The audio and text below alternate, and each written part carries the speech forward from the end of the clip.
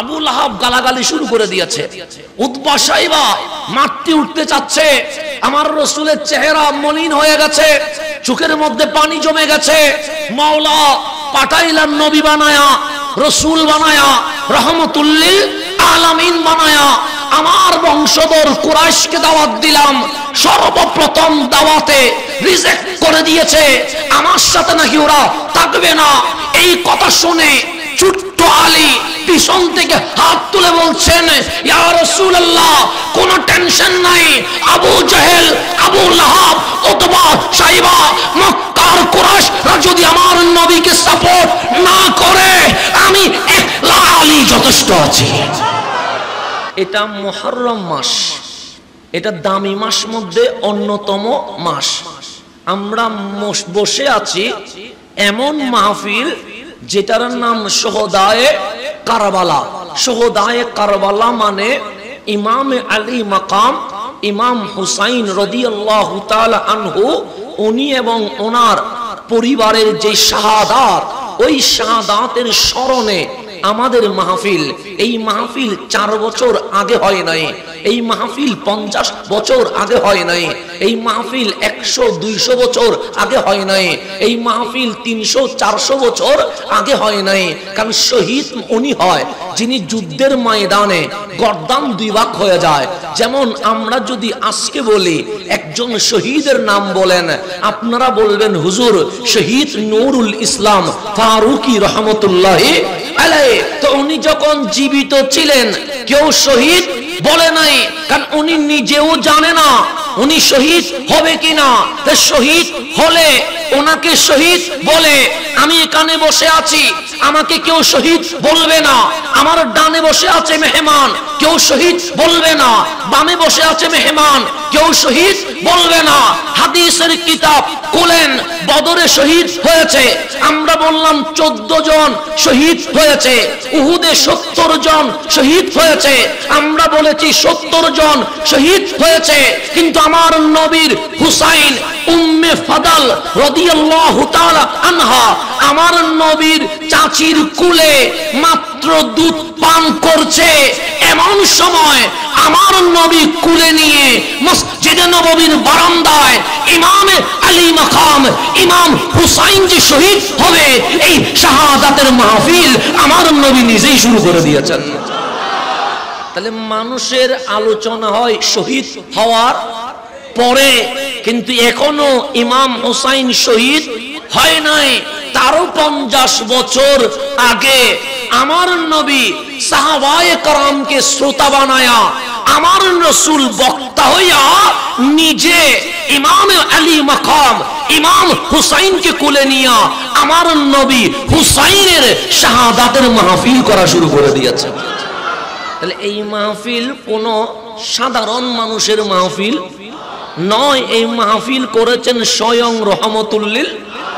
সেই জন্য মদিনার রাস্তায় যখন হাসান হুসাইন খেলছে, আনসার ও মুহাজির সাহাবায়ে কেরাম বলছে, আমরা সবাই জানি যে এই হুসাইন কারবালার জমিনে মুসলিম নামদারি মুনাফিক এজিদের চক্রান্তের শিকার হয়ে শহীদ হয়ে যাবে।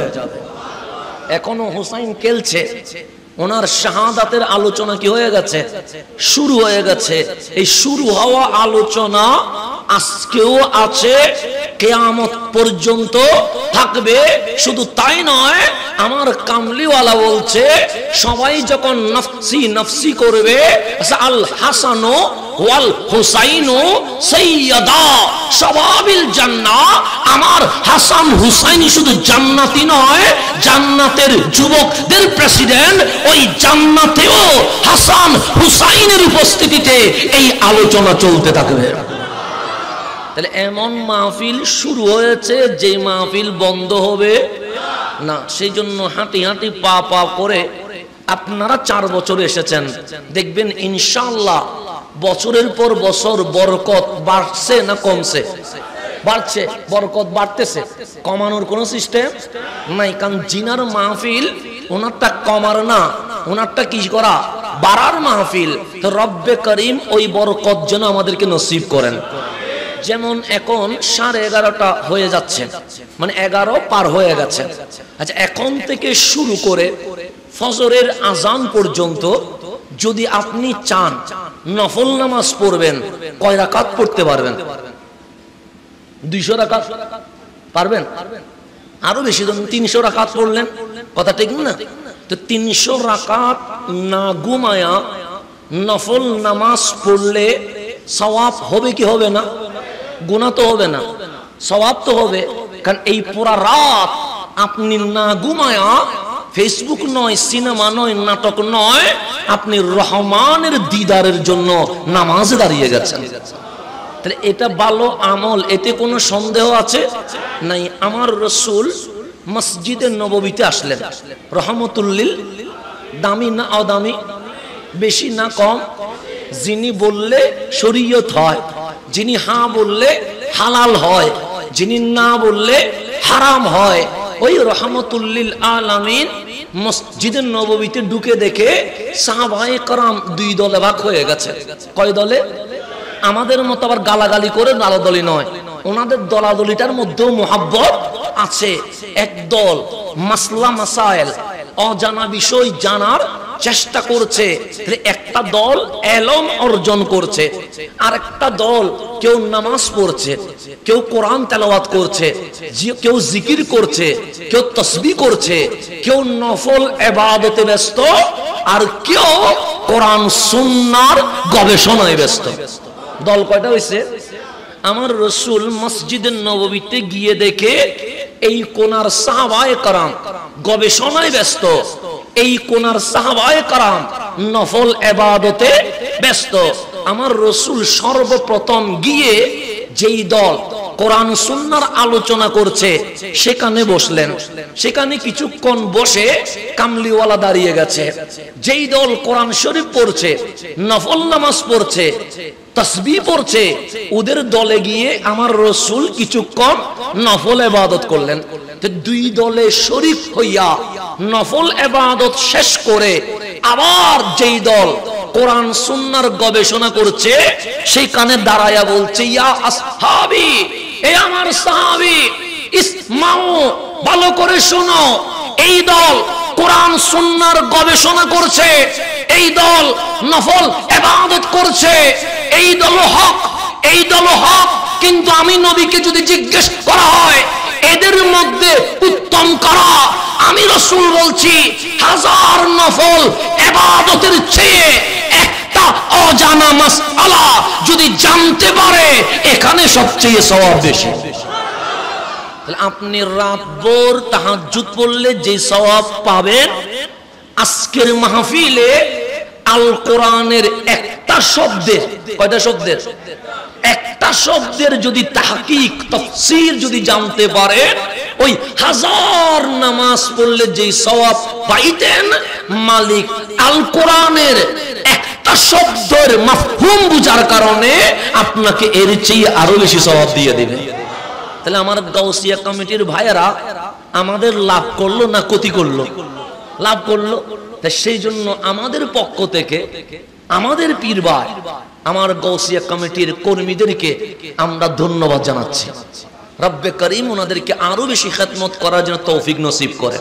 বিষয় দিয়েছেন ইসলামের আলোকে বর্তমান প্রেক্ষাপটে যুব সমাজের সচেতনতা এবং সোশ্যাল মিডিয়া ব্যবহারে যুবকদের করণীয়। একটা চমৎকার বিষয় দিয়েছেন। বর্তমান সময়ে 200 কোটিরও কম মুসলমান। কয়শো কোটি? মানে মানুষ আছে 600 কোটির বেশি, কিন্তু মুসলমানের সংখ্যা 200 কোটিরও কম। তাহলে মুসলমানের সংখ্যা বেশি না কম? কম। কম হলেও 200 কোটি কি কম হয় না? অনেক বেশি। তো গবেষণা বলছে এই 200 কোটির মাঝে মুরব্বীও আছে, যুবকও আছে, বাচ্চাও আছে, আছে না নাই? ছেলেও আছে, মেয়েও। যেমন আমার মুরব্বী আসছে, আমার বাচ্চা আসছে, আমার যুবক ভাই আসছে। এই মাহফিলে ক্যাটাগরি কয়টা? 3টা। মুরব্বীও আছে, যুবকও আছে, বাচ্চাও আছে। আবার যেই সব আমাদের মা বোন পর্দার অন্তরালে ওনারা এখানে আসতে না পারলেও ঘরের ভেতর বসে মাহফিল শুনতে শুরু করে দিয়েছে। কথা ঠিক না? এখন গবেষণা বলছে ইসলামের মুসলমানের সংখ্যা, মুরব্বীও আছে, যুবকও আছে, বাচ্চাও আছে, মহিলাও আছে। এই 200 কোটি মুসলমানের মধ্যে 65% হচ্ছে যুবক। কয় পার্সেন্ট? 65% হচ্ছে কি যুবক। তাহলে যুবকের সংখ্যা বেশি না কম? বেশি। মানে 100 জনের মধ্যে 65 জন হচ্ছে যুবক, কারা মুসলমান। এইরকম সংখ্যা ইহুদিতে নাই, খ্রিস্টানে নাই, নাস্তিকে নাই। 200 কোটি মুসলমানের ভেতরে আমার মাওলা 65% 65 জন ইসলামের জন্য মালিক যুবকদেরকে কবুল করে ফেলেছে। তাহলে যুবক বাদ দিলে ইসলামের বিজয় সম্ভব না। এখন আসেন আমি সামনের দিকে যা, হতা বুঝতে লাগুন না, হতা কঠিনের গুণে না। এখন আসেন সামনের দিকে যা, যুবক বাদ দিলে ইসলামের বিজয় সম্ভব। আমার রাসূল মাত্র ইসলামের ইজহার প্রকাশ করেছেন, মানে নবুয়ত প্রকাশ করলেন। নবী তো ছিলেন তখন যখন নামের শব্দ ছিল না। তো রাসূলের আরবি 40 বছর মক্কায় কাটালেন, বিয়ে করলেন, সংসার করলেন, ব্যবসা করলেন, লেনদেন করলেন, আন্দোলন করলেন, সমাজ প্রতিষ্ঠা করলেন, কুসংস্কার বন্ধ করলেন। 40 বছর যখন মক্কার মানুষ আমার নবীর মাঝে কোনো ভুল ত্রুটি পাপ গুনাহ খুঁজে পায় না, তো রব্বে করিম বলে হাবিব এখন বলেন আমি নবী। কেন? যেই নবীর 40 বছর জিন্দেগিতে কোনো দোষ নাই, তিনি যদি নবী না হয় তাহলে নবী হবে কে? কয় বছর পর ওপেনিং করলেন? 40 বছর। সর্বপ্রথম যিনি ইসলাম প্রচার করেছেন উনি রহমতুল্লিল। আর আমার নবীর দাওয়াত শুনে যিনি ইসলাম কবুল করেছেন উনি আম্মা জান খাদিজাতুল কুবরা রাদিয়াল্লাহু তাআলা। তাহলে আনহা মহিলা হচ্ছে প্রথম। দেখেন মহিলাদের কি তাজিম ইসলামের মধ্যে। আমার রাসূল দাওয়াত দিলেন, আমার নবীর কালিমা শুনে যিনি বিনা বাক্যে আমার নবীর কদমে এসে কালিমা পড়ে মুসলমান, উনি মুসলিম জাহানের মা আম্মা জান খাদিজাতুল কুবরা। এরপরে যিনি আমার নবীর কালিমা শুনে বিনা দলিলে ইসলাম গ্রহণ করেছেন উনি সৈয়দুনা সিদ্দিকে আকবর।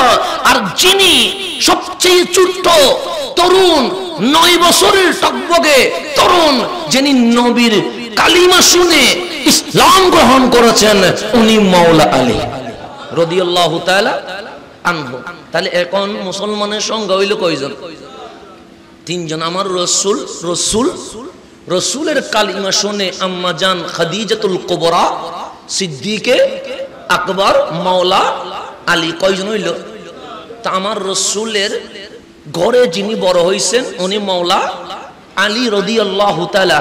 তাহলে উনি বয়সে কি বুড়া না যুবক? তরুণ, এখনো যুবকও হয় নাই, কৈশোর বয়সে। তা আমার রাসূল বলেন আলী মক্কার গণ্য মান্য ব্যক্তিদেরকে আমার ঘরে দাওয়াত দাও। সৈয়দুনা আলী রাদিয়াল্লাহু তাআলা আবু জেহেলকে দাওয়াত দিলেন, তোমাদেরকে রহমতুল্লিল আলামিন ডেকেছে।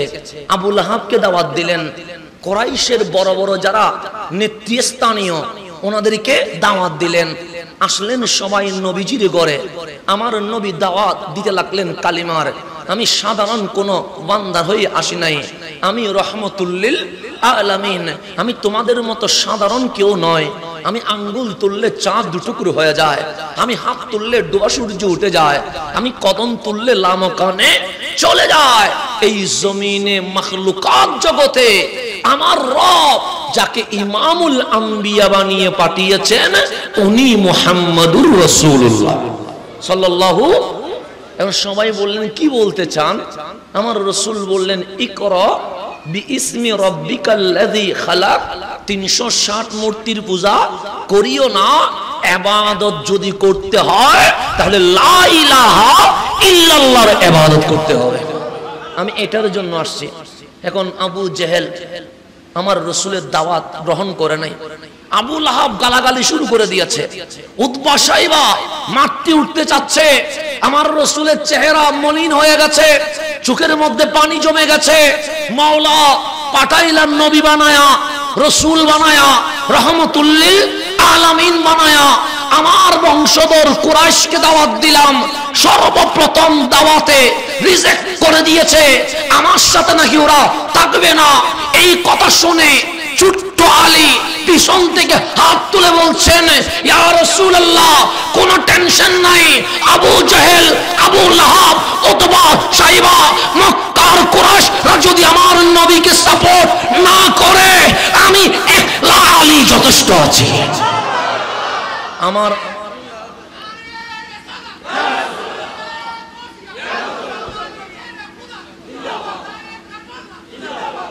ছোট্ট 9 বছরের আলী, কয় বছরের আলী? 2 হাত তুলে বলছে, ছোট্ট হাত, 9 বছরের হাত কি আর বড় হবে না?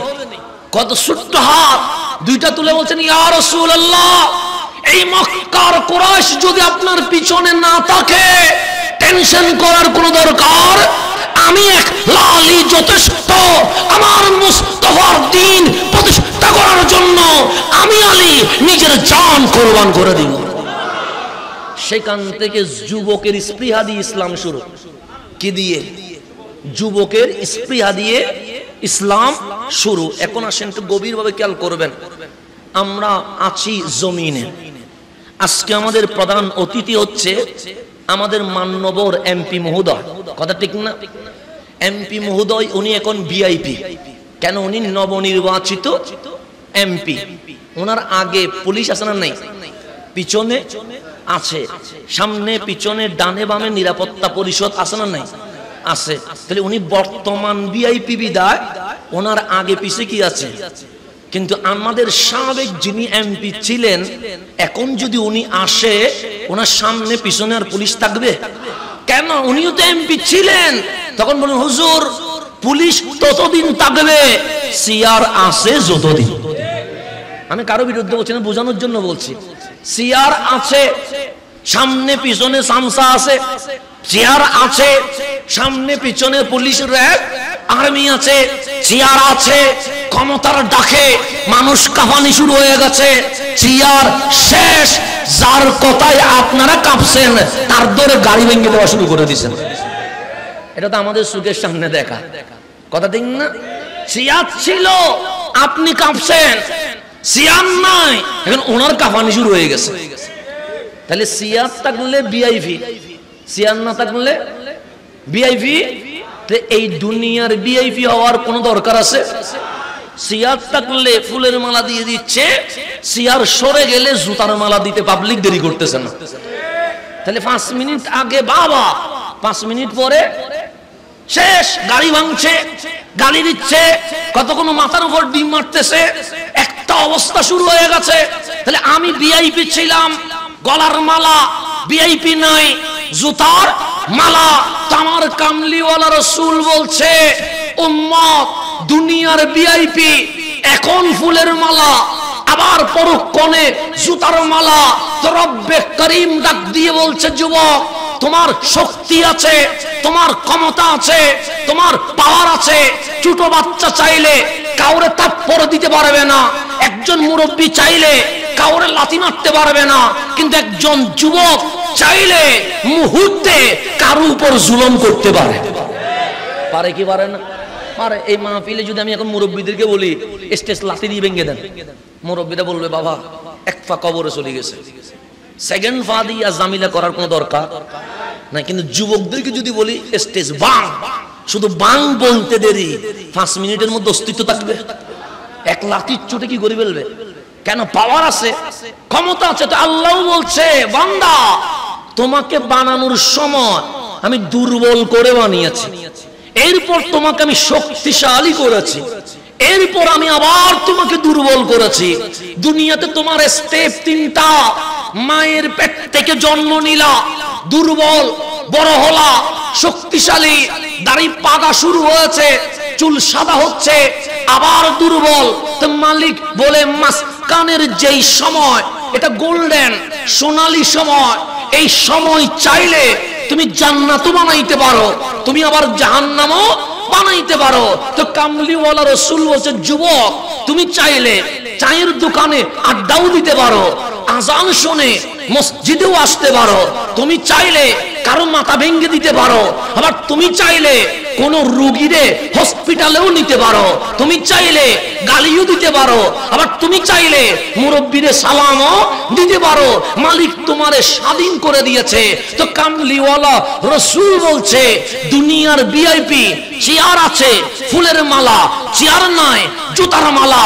তো রব্বে করিম ডাক দিয়ে বললেন, হাবিব আপনার উম্মতকে বলেন, আমি কাল হাসরের ময়দানে সবাই যখন নফসি নফসি করবে, 7 শ্রেণীর মানুষকে এমন ভিআইপি বানায়া দিব, জুতার মালা কখনো জুটবে না, শুধু ফুলের মালাই জুটবে।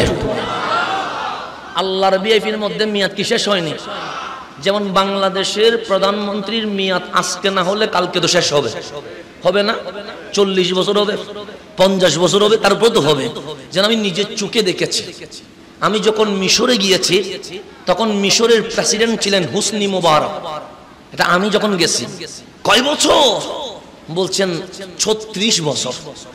যাকে কেউ নামাইতে পারে নাই, যার নাম কেউ মুখে নিতে পারে নাই, নিলে গ্রেপ্তার।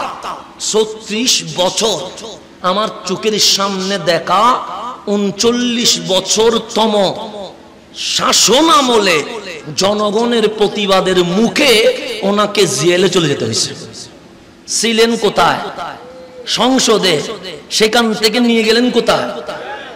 ক্ষমতা শেষ আর ঘরে যাইতে চলে গেলেন কোথায়? জেলেই মারা গেছে। তাহলে ক্ষমতা বেশি দিন তাকে, ফেরাউন যেখানে নাই, নমরুদ যেখানে নাই, কারুন যেখানে নাই, আবু জাহেল যেখানে নাই, আবু লাহাব যেখানে নাই, এজিদ যেখানে নাই, সেখানে কি দুনিয়ার আর কোন ক্ষমতাধর থাকতে পারে? না, আর থাকতে পারে না। তা আমার আল্লাহ বলেন, হাবিব উম্মতরে বলেন, আমি 7 শ্রেণীর মানুষকে, যেদিন আসমানের সূর্য নিচে নেমে আসবে, যেদিন জমিন আর মাটি থাকবে না, তামা হয়ে যাবে, যেদিন এরকম কোন ফ্যান চলবে না, হাত পাকা থাকবে না, এসি থাকবে না, নরম হাওয়া থাকবে না, গরমে যখন মগজ সিদ্ধ হবে আর তামার গরমে যখন পা জমিনে রাখা যাবে না, সেই সময় আমি আল্লাহ 7 শ্রেণীর মানুষকে আরশের নিচে এনে ভিআইপির মর্যাদা দিয়ে দেব। এখন যাবেন কোষের নিচে? আরশের নিচে, তাহতাল আরশ। যাবেন আরশের নিচে, যেখানে কোনো গরম নাই, যেখানে কোনো জুলুম নাই, যেখানে কোনো প্রকার দুঃখ নাই। আল্লাহ বলবে, আসো। কোথায়? তাহতাল আরশ, আরশের নিচে। কেন?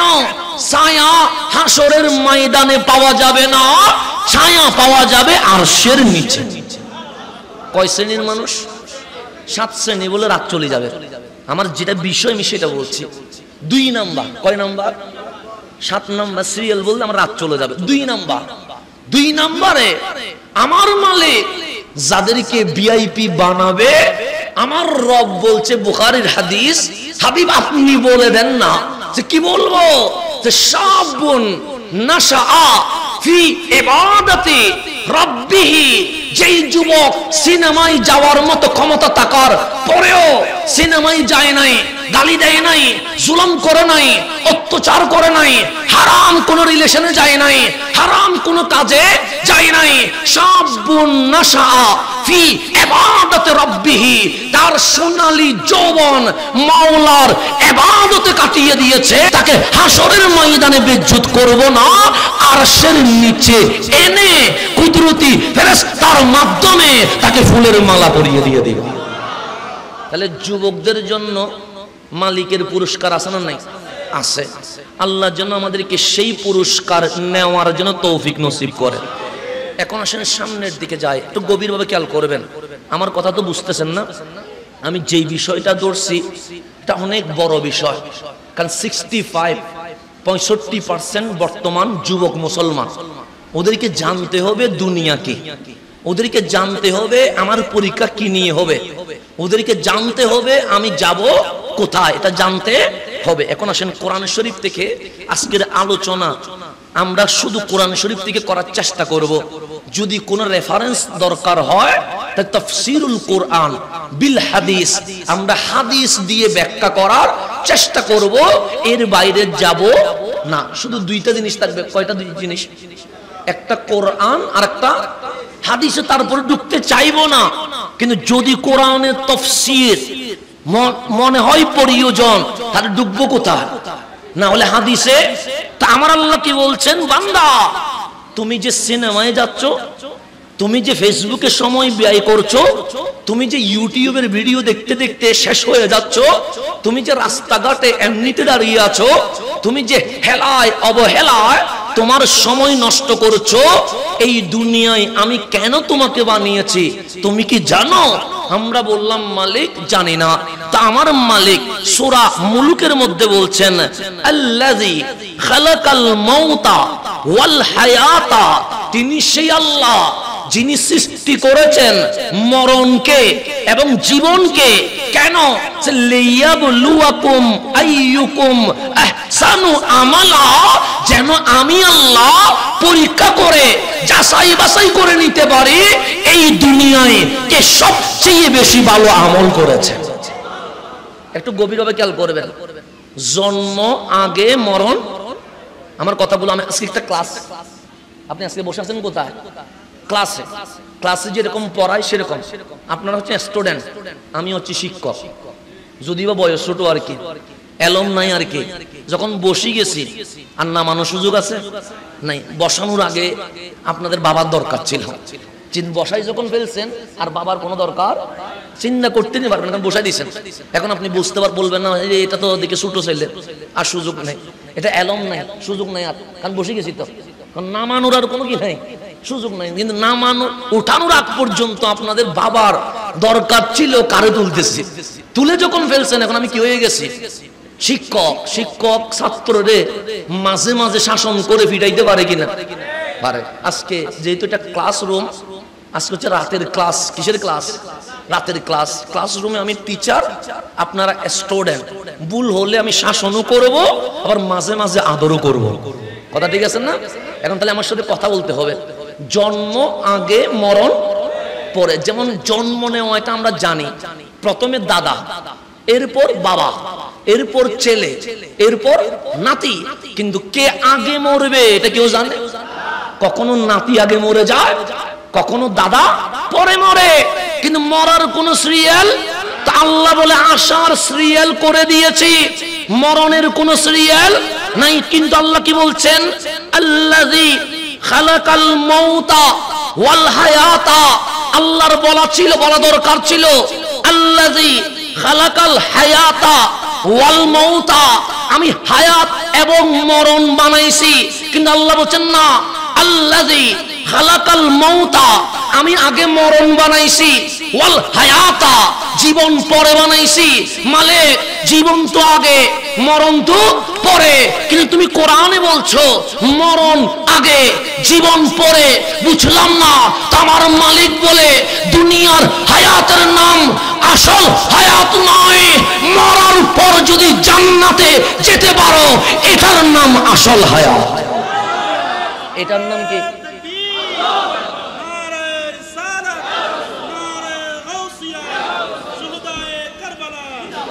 তাহলে একটু মনোযোগ আছে নি কেউ? হ্যাঁ মনোযোগ ছিল দ্বিগুণী হনো। এটা আছে না, ফুটিয়ে আছে না, সায়েন্স কক্সবাজার যেমন দরকার নাই।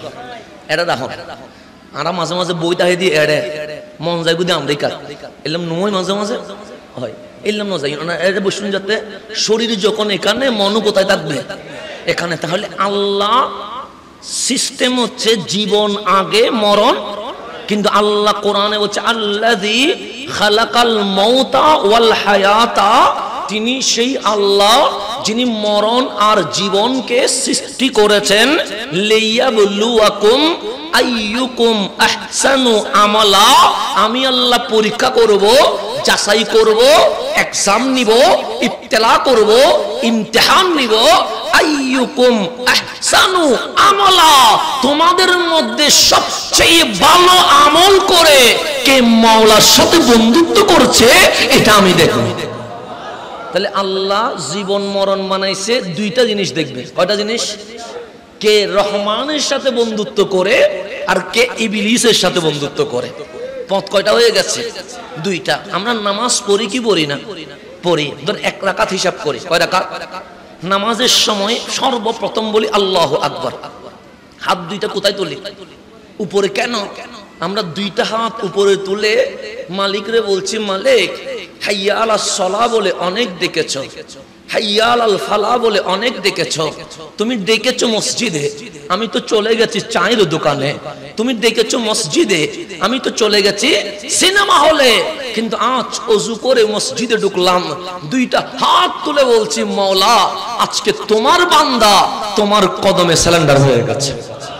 সেই জন্য বলার সময় কি বলি? আল্লাহ, দুই হাত তুলে মালিককে অপরাধী হিসেবে আমি মালিকের দরবারে দোষ স্বীকার করছি। মালিক আজকে তোমার বান্দা দোষী হইয়া আহকামুল হাকিমিনের দরবারে চলে এসেছে। তা আল্লাহ বলে, কিছু বলবি? কে বলতেছেন? আল্লাহ বলতেছেন, কিছু বলবি আমার? তুই তো সারেন্ডার করেছিস, আল্লাহু আকবার বলেছিস, কিছু বলবি? আমরা বলছি হ্যাঁ বলবো। তো আমার মালিক বলে, বল, আমি শুনবো। সর্বপ্রথম আমাদের জবান বলছে আলহামদুলিল্লাহ, আমার মালিকের প্রশংসা।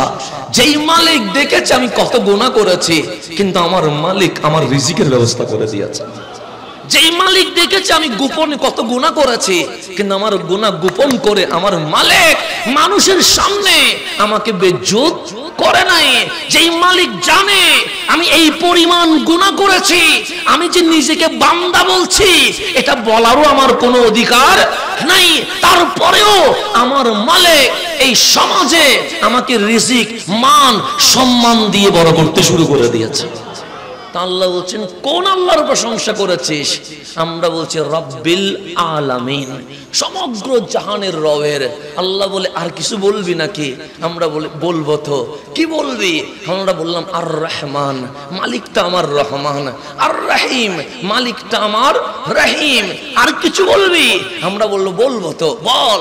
আমরা বললাম মালিকি ইয়াউমিদ্দিন, আমার মালিকটা কিয়ামত দিবসের মালিক। আর কিছু বলবি? আমরা বললাম হ্যাঁ বলবো। তো সে ইয়াকা নাবুদু, এতদিন তোমার ইবাদত করি নাই, আজকে তোমার ইবাদত করতে মসজিদে আসছি। মালিক বলছে তুই আসতে দেরি, আমি মালিক তোর জীবনের গুনাহ মাফ করে দিয়েছি। নামাজ মানে কথা বলা। নামাজ মানে কি বলা? এখন এক রাকাতের হিসাব করে নামাজ কখনো 2 রাকাত হয়, কখনো 3 রাকাত হয়, কখনো কয় রাকাত হয়? এক রাকাতের হিসাব করে এক রাকাতে দাঁড়াইতে হয় কয়বার? একবার। কথা ঠিক না?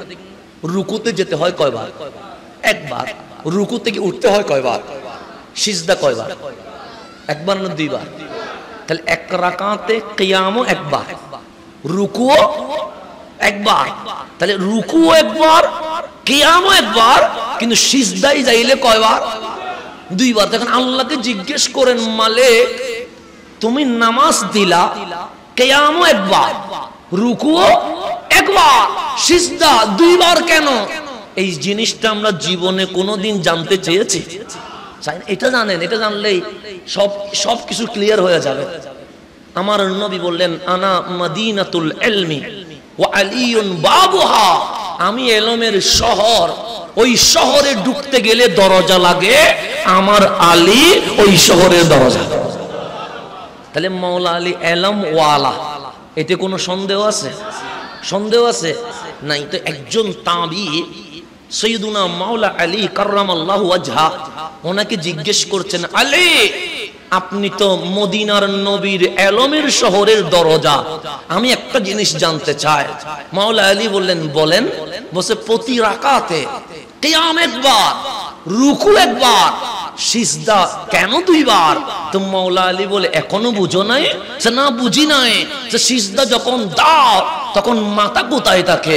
সে জমিনে, কপালও জমিনে, নাকও জমিনে, আর ঠোঁট জমিনের কাছাকাছি হইয়া বলে সুবহানা রাব্বিয়াল আলা।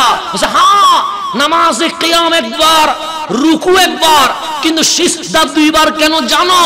প্রথম সিজদা যখন দিয়েছো, জমিনের সাথে নাক আর কপাল যখন লেগে গেছে, তখন জমিন তোমাকে বলছে মিনহা খালাকনাকুম। এই জমিন বলছে, এই বান্দা শোনো, রহমান বলছে তোমাকে আমি মাটি থেকেই সৃষ্টি করা হয়েছে। তাহলে প্রথম সিজদাই মিলাদের কথা। কিসের কথা? সৃষ্টি মানে মিলাদ আর কি।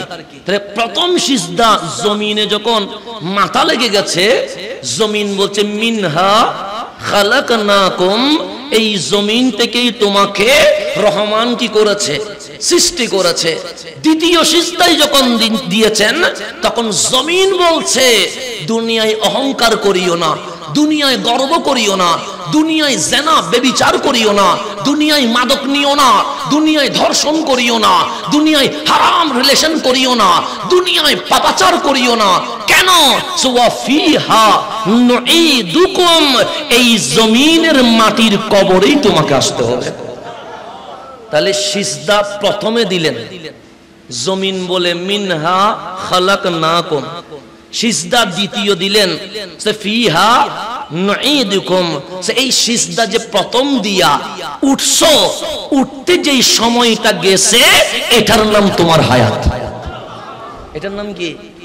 তাহলে প্রথম সিজদা দিয়ে যখন বসছেন, কয় মিনিট বসছেন? 5 মিনিট বসছেন, 10 সেকেন্ড তো বসেন নাই। তো মাওলা আলী বলছে প্রথম সিজদা তোমাকে বলছে মিনহা খালাকনাকুম, এই মাটি থেকে তোমাকে বানানো হয়েছে। তারপর যে উঠলা, এই যে 10-20 সেকেন্ড গেল, এটার নাম হায়াত। এরপর যে গেলা, জমিন বলছে ফিহা নুঈদুকুম, তোমাকে আমার কাছে আসতে হবে। সেই জন্য যোহরের নামাজে আজান আছে, আসরের নামাজে আজান আছে, মাগরিবের নামাজে আজান আছে, এশারের নামাজে আজান আছে, কিন্তু যখন জানাজার নামাজ কোনো আজান একামত আছে নাই। তাহলে আমরা যখন এই যে এখন রাত 12টা বাজতেছে, যখন 4টা বাজবে, তখন মসজিদ থেকে আসসালাতু খায়রুম মিনান নওম বলে নামাজের জন্য ডাকবে কি ডাকবে না? তখন আমাদের কানে যখন আজানের শব্দ আসবে, তখন আমাদের অন্তর বলবে ফজরের নামাজের সময় হয়েছে। কথা ঠিক না? এখন আজানের পর সময় থাকে কতক্ষণ? 20 মিনিট, 15 মিনিট। কিন্তু যখনই একামত দিবে, তখন আর মন বলবে না 5 মিনিট সময় আছে, তার মানে এখনই আমার নামাজ পড়তে ইক্তেদাইতু বিহাযাল ইমাম বলতে হবে। কিন্তু জানাজার নামাজে আজান নাই, একামত নাই। এখন আপনি জিজ্ঞেস করা দরকার ছিল, হুজুর ফজরে আজান, যোহরে আজান, আসরে আজান, মাগরিব এশায় আজান, কিন্তু আমার জানাজায়, আমার বাবার জানাজায় আজান একামত নাই কেন? ইসলাম বলে হয়েছে তো শুনি নাই কেন? তো শুনবা কেমনে? তুমি যখন মায়ের পেট থেকে জমিনে এসেছিলা, তোমার ডান কানে একটা আজান দিয়েছে, তার মানে তোমাকে ইমাম সাহেব বলেছে সময় আর বেশিক্ষণ নাই, ও চিরেই তোমার জানাজার সময় হচ্ছে। বাম কানে যখন একামত দিয়েছে, রহমান মুয়াজ্জিনের মাধ্যমে আমাদেরকে জানিয়ে দিয়েছে, বান্দা হায়াত মানে জন্ম নিলে মরতেই হবে। 1 সেকেন্ড, 1 মিনিট, 2 মিনিট, 1 দিন, 1 বছর, 100 বছরও হতে পারে। একামত যখন দিয়ে দিয়েছে, রব্বে কারীম প্রত্যেক বান্দাকে জানিয়ে দিয়েছে তোর জানাজার একামত হয়ে গেছে, এখন শুধু নামাজটা বাকি আছে। এখন শুধু কি বাকি আছে? তাহলে আমাদের যে তারুণ্যের শক্তি, আমরা যে এই শক্তিকে মিসগাইড করছি, এখন আমার মাওলা আমাকে 3-4টা নিউজ দিয়ে জানাচ্ছে যে বান্দার সময়ের কোনো কি নাই, স্থায়িত্ব নাই। যেমন আপনাকে যদি বলি, এই মাইকের একটা গ্যারান্টি আছে, আছে না? ও যে কিনছে নিশ্চয় 2 বছরের একটা কি আছে, গ্যারান্টি আছে। এটা যে কিনছে না হইলেও অন্তত 6 মাসের একটা কি আছে, গ্যারান্টি আছে। এই পানির অন্তত না হলেও 2 মাসের একটা মেয়াদ আছে, আছে না নাই? কিন্তু আমার আপনার কোন মেয়াদ আছে? আমি এখানে বসে এই কথা বলতে পারবো না যে আগামীকাল আমার 3টা মাহফিল আমি অবশ্যই করব, বলতে পারবো? এখানে আমার জানাজা হতে পারে কি পারে না? এরপরেও বাদ দেন, আপনি কথা সবগুলো বাদ দেন, আমরা বাঁচলে কয় বছর বাঁচব? আপনি একটা বলেন, এমনি বলেন কয় বছর বাঁচবো? দেন আমার মুরব্বী বলছে ধরেন 60 বছর ধরছেন, তাহলে তাও তো কোনো গ্যারান্টি নেই। 20 বছরও মরতে পারেন, 30 বছরও মরতে পারেন, 40 বছরও মরতে পারেন। যেন আমার চোখের সামনে আমার দাদি চলে গেছে, আমার চোখের সামনে আমার মা চলে গেছে, আমার চোখের সামনে আমার ফুফাতো ভাই চলে গেছে, আমার চোখের সামনে আমার বয়সী আমার বন্ধু চলে গেছে, আমার চোখের সামনে আমার এলাকার আমার চেয়ে বয়সে ছোট ভাই স্বাভাবিক মরণে মৃত্যুবরণ করেছে, অ্যাক্সিডেন্ট তো আছে। আমার এই চোখের সামনে আমার বয়সে বড় এদেরও মরণ দেখেছি, আমার বয়সে ছোট ওদেরও মরণ দেখছি কি দেখি নেই, দেখি বয়সের কোনো কিনে গ্যারান্টি। এরপরেও আমার মুরব্বী যখন বলেছে, আমরা দোয়া করি আল্লাহ যেন আরো বেশি হায়াত এই জিন্দেগিতে দান করে। ধরলাম গতানুগতিক দৌড়ে ধরেন 60 বছর, কয় বছর? এর চেয়ে বেশি বাঁচলে আমরা বলি বোনাস, কথা ঠিক না? এলাকায় 100 বছর এখন পাওয়া যায় না, 90-80 বছর যদি পায় আমরা বলি আলহামদুলিল্লাহ অনেক হায়াত পেয়েছে। যদি আমরা বলি 60 বছর, কয় বছর? 60 বছর। 60 বছরে আমরা কি ঘুমাই না? ঘুমাই, ডেলি ঘুমাই না সপ্তাহে ঘুমাই? ডেলি ঘুমাই। ঘুমাই না এমন কোন দিন আছে? একটু ঘুম যদি 1 ঘন্টা এদিক সেদিক হয় আর জবান দিয়ে আওয়াজ বের হয়, ঘুমাইলে আমরা কয় ঘন্টা ঘুমাই?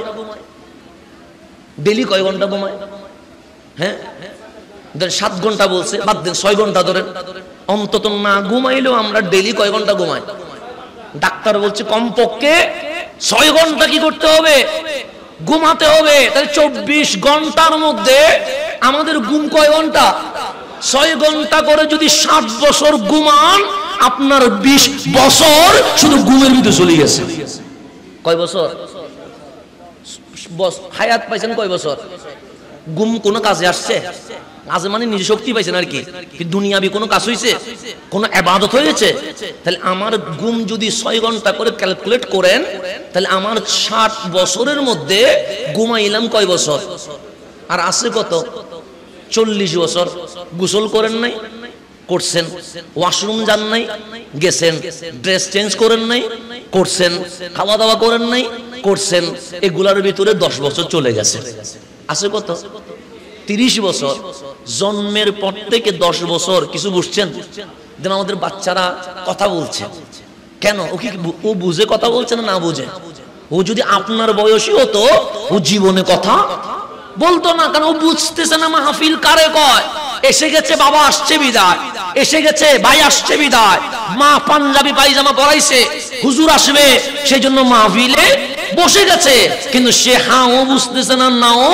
তাহলে জন্মের পর থেকে 10 বছর মা বাবা যেরকম বলছে, খাবার দিলে খাইছি, না দিলে নাই।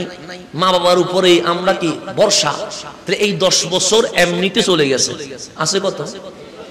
20 বছর। ঘুমে গেল 20 বছর। গোসল, ওয়াশরুম, বাথরুম, কাপড় চেঞ্জ করা, খাওয়া দাওয়াতে চলে গেল 10 বছর। জন্মের পর থেকে 10 বছর কিছুই, সেজন্য এটার নাম মাসুম। কারামান কাতিবিন কিছু লিখে না, কেন বালেখন নাই, এখানে চলে গেছে 10 বছর। আছে কত? 20 বছর। 20 বছরে চাকরি করা লাগবে না, ব্যবসা করা লাগবে না, সংসার করা লাগবে না, মা বাবার খেদমত করা লাগবে না, বউকে ভালোবাসতে হবে না, সন্তানকে মানুষ করতে হবে না। চাকরি করলে কমপক্ষে কয় ঘন্টা? 8 ঘন্টা। 8 ঘন্টা করে যদি ডেলি চাকরি করেন, তো চাকরি দিয়ে কি হয়? আল্লাহর ইবাদত হয় না? আমি চলি, আমার ওয়াইফ চলে, আমার মা বাবা চলে, আমার সন্তান চলে, আমার ভাই বোন চলে, এর মধ্যে চলে গেছে 17 বছর। আছে কত? কয় বছর? 3 বছর। তো আমার মালিক বলছে, বান্দা আমার, তোর হায়াত তো শুধু 3 বছর। হায়াত কয় বছর? তুই 60 বছর না তো? জন্ম লিখছি এত সালে, মরণ লিখছি এত সালে। আল্লাহ বলে না, ঘুমে গেছে 20 বছর, বাথরুমে খাওয়া দাওয়ায় ড্রেসে গেছে 10 বছর, কিছুই বুঝিস নাই 10 বছর। তুই চাকরি, ব্যবসা, সংসারে গেছে 17 বছর। আছে কত? এই 3 বছরও যদি ফেসবুক, ইউটিউব আর টিকটক ভিডিও দেখতে দেখতে, রাস্তায় দাঁড়াতে দাঁড়াতে, বন্ধুর সাথে সিগারেট ধরতে ধরতে, সিনেমা হলে যেতে যেতে এই সময়টাও যদি লস হয়ে যায়, বান্দা আমি আল্লাহ তোর জান্নাত দিব কেমনে? আছে কয় বছর? এই 3 বছরের মধ্যে ফেসবুক গোতায়। ফেসবুকে কি আছে? সামনে। ইউটিউব গোতায় কি আছে? সামনে। সিনেমা হলে গিয়ে কি পাইলি? সামনে। রাস্তা পরিষ্কার করতেছে, এরকম করে দাঁড়ায় আছে। এখানে কি আছে? সামনে। বুলডোজারে রাস্তা ভাঙতেছে, এরকম করে ঘন্টার পর ঘন্টা দাঁড়ায় আছে। কি করতেছিস? সামনে। বন্ধুর সাথে আড্ডা দিচ্ছে, কি করতেছিস? এমনে। সিগারেট টানতেছ, কি করতেছ? এমনে। তো এই এমনে এমনের ভিতরে আর কয় বছর চলে গেছে? 3 বছর। তো মালিক আপনারা জান্নাত দিবে কেমনে? দেওয়ার মতো তো কিছু করতে হবে।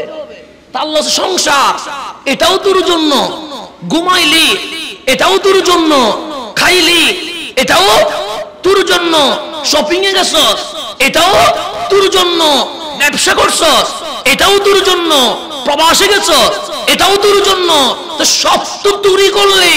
আমি তো 24 ঘন্টা খুঁজি নাই, 23 ঘন্টা তুই নে। একটা ঘন্টা 5 ওয়াক্ত নামাজ পড়ে আমারে দে। আল্লাহ বলতেছে আমি 24 ঘন্টা লাগবে না তোর। 24 ঘন্টার মধ্যে 23 ঘন্টা তুই নিয়ে নে। তুই ঘুমা, তুই খা, তুই গোসল কর, তুই সংসার চালা, পড়ালেখা কর। আল্লাহ সেটা আমারে দিতে হবে না। শুধু দিবি কয় ঘন্টা? ফজরে 4 রাকাত পড়লে চলবে, জোহরে 12 রাকাত না পড়লেও 10 রাকাত পড়, আসরে 8 রাকাত না পড়লে 4 রাকাত পড়, মাগরিবে 7 না পড়লেও 5 রাকাত পড়, এর সাথে সবগুলো না পড়লে অন্তত 9 রাকাত হলেও পড়। একটা ঘন্টা আমারে দে। কেন? 23 ঘন্টা তুই কর। এই 1 ঘন্টা হলেও দিলে অন্তত আমি আল্লাহ বলতে পারবো বান্দাটা ডেলি আমারে 1টা ঘন্টা দিছিল, ওরা জাহান্নামে দেই কেমনে? ওরা আমি জান্নাত দিয়ে দিব। তাহলে আমি আপনি হায়াত নিয়ে ভাবতেছি, আয় হায় আমি মনে হয় 60 বছর পেয়ে গেছি, আমি মনে হয় 40 বছর পেয়ে গেছি। মালিক বলে আমার জন্য কি করছস? সব তো তোর জন্য করছস।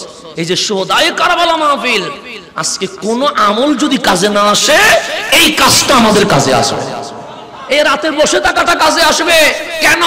এখানে বউয়ের জন্য আসি নাই, বাচ্চার জন্য আসি নাই, এখানে আমার রহমানকে জানাতে এসেছি মালিক আমরা লম্পট মক্কুর এজিদের পক্ষে নয়, আমরা তোমার প্রিয় হুসাইনের পক্ষে। কথা ঠিক কি না? এটা জানাতে আসবে। এটা কাজে আসবে কি আসবে না? এই 2-1 ঘন্টা এগুলো কাজে আসবে। এই 2-1 ঘন্টা মানুষকে যে করোনার সময় অ্যাম্বুলেন্সে করে নিয়ে গেছেন, এটা কাজে আসবে। এই যে মুর্দা গোসল করানোর কেউ ছিল না, এই যে গোসল করাইছেন, এটা কাজে আসবে। মানুষের ঘরে খাবার ছিল না, ঘরে গিয়ে খাবার পৌঁছাই দিয়েছেন, এটা কাজে আসবে। সেই জন্য আওলাদ রাসূল শাহীন শায়েসের কোট বাংলার জমিনে এসে নিজের উপকার করে নাই, আমাদের উপকার করে দিয়েছেন। আমাদের উপকার করছে, ওনার উপকার করে নাই। রব্বে করিম আমাদেরকে বুঝার তৌফিক নসিব করুন। এখন আমি গভীরভাবে খেয়াল করছি, আমি গভীরভাবে বলছি। তাহলে আল্লাহ বলছে আমি হায়াত মত বানিয়েছি, খালাকা বানিয়েছি লিয়াবলুয়াকুম, তোমাদেরকে যেন কি করতে পারি? পরীক্ষা নিতে পারি। যেমন এসএসসি পরীক্ষা হয়ে গেছে, এইচএসসি পরীক্ষা চলছে, তো মালিকও বলছে তোমাদেরও পরীক্ষা কি হয়েছে? শুরু হয়েছে। কেউ পরীক্ষা দেয় শিক্ষা বোর্ডের কাছে, কেউ পরীক্ষা দেয় মওলার বোর্ডের কাছে। কার বোর্ডের কাছে? এখানে প্লাস পাইলেও অনেক সময় চাকরি হয় না। হয়, আজকে অনেকে আন্দোলন করতেছে না, কিসের কারণে? সে বলছে কখনো প্রশ্ন পাশের কারণে মেধাবীর কি হচ্ছে না, মূল্যায়ন হচ্ছে না, কখনো কোটার কারণে মেধাবীর মূল্যায়ন হচ্ছে না। তো অনার্স মাস্টার্স করেও রেজাল্ট A+ পাওয়ার পরেও রাস্তায় বসে আছে একটা কি পাওয়ার জন্য? তাই দুনিয়ার পরীক্ষায় পাশ হলে মাঝে মাঝে বাম হাতে কিছু দিতে হয়। কথা ঠিক না? মাঝে মাঝে মামা চাচার কল লাগে। অনেক গরিব মানুষের চাকরি হয় নাই মামা চাচা নাই বলে। আমি এরকম অনেক মাস্টার্স পাস দেখছি, ঢাকা ইউনিভার্সিটি থেকে, চিটাগং ইউনিভার্সিটি থেকে মাস্টার্স পাস, সবগুলোতে A গ্রেড, ভালো রেজাল্ট, কিন্তু চাকরি হয় না। জিজ্ঞেস করলাম হয় না কেন? হুজুর আমার মামা নাই, হুজুর আমার চাচা নাই যে তা কল করে বলবে ওরে সুপারিশ করলাম, সেজন্য আমার কি হয় না, চাকরি হয় না। অনেক জায়গায় চাকরি হয়ে গেছে, 10 লাখ টাকার বান্ডিল দিতে পারে নাই বলে চাকরি হয় নাই। তাহলে দুনিয়ার পরীক্ষায় পাশ করেছে কিন্তু চাকরি নাই। কিন্তু রহমান বলছে আমার পরীক্ষায় পাশ করলে ওয়ারেন্টিও আছে, গ্যারান্টিও আছে, বান্ডিলও লাগবে না, মামা চাচাও লাগবে যেমন আপনাদেরকে আমি বুঝাই, আমি যেমন উনি সাউন্ড বক্স মাইকের ব্যবস্থা করছে, কথা ঠিক না? ফ্রিতে করছে না টাকা নিয়ে করছে?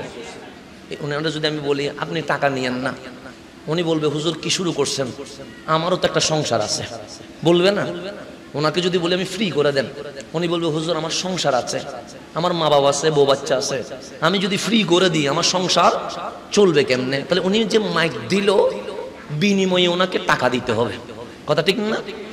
একদিন লাইটিং করলো, প্যান্ডেল করলো, শামিয়ানা করলো, লেনদেন হয়ে গেছে, ওনাকে কি দিতে হবে? টাকা দিতে হবে। আপনি আমাদের জন্য পানি আনলেন, টিস্যু বক্স আনলেন, এটার জন্য কি দিতে হবে? টাকা দিতে হবে, স্বাভাবিক বিষয়। তাহলে আমি যা কিনবো, চাউল ডাল মরিচ মশলা যা কিনবো, বিনিময়ে কি দিতে হবে? টাকা দিতে হবে। টাকা ছাড়া কি সওদাগর মানবে? ওরে যদি চাউলের বদলে মরিচ দিই, ও আমাকে দূরাই ছুটবে না? বলছে পাগল কোথাকার, তেলের বদলে যদি আমি চাউল দিই মানবে?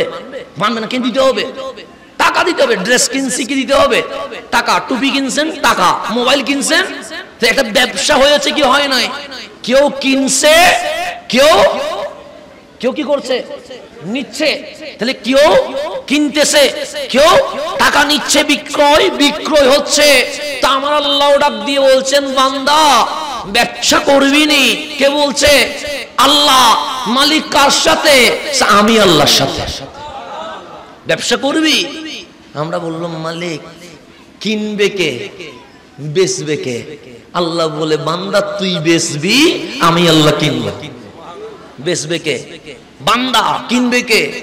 আল্লাহ কোরআনে বলেছেন ইন্নাল্লাহা ইশতারা মিনাল মুমিনিন, যারা ঈমান আনছো তাদের সাথে একটা বিজনেস ডিল হয়েছে। কার সাথে? মালিকের সাথে। আমার বান্দা বিক্রি করবে, আমি আল্লাহ ক্রয় করব। মালিক আমার তো দোকান নাই, বিক্রি করব কেমনে? দোকানে তো মাল সামান লাগবে, না থাকলে নিবে কে? কথা ঠিক না?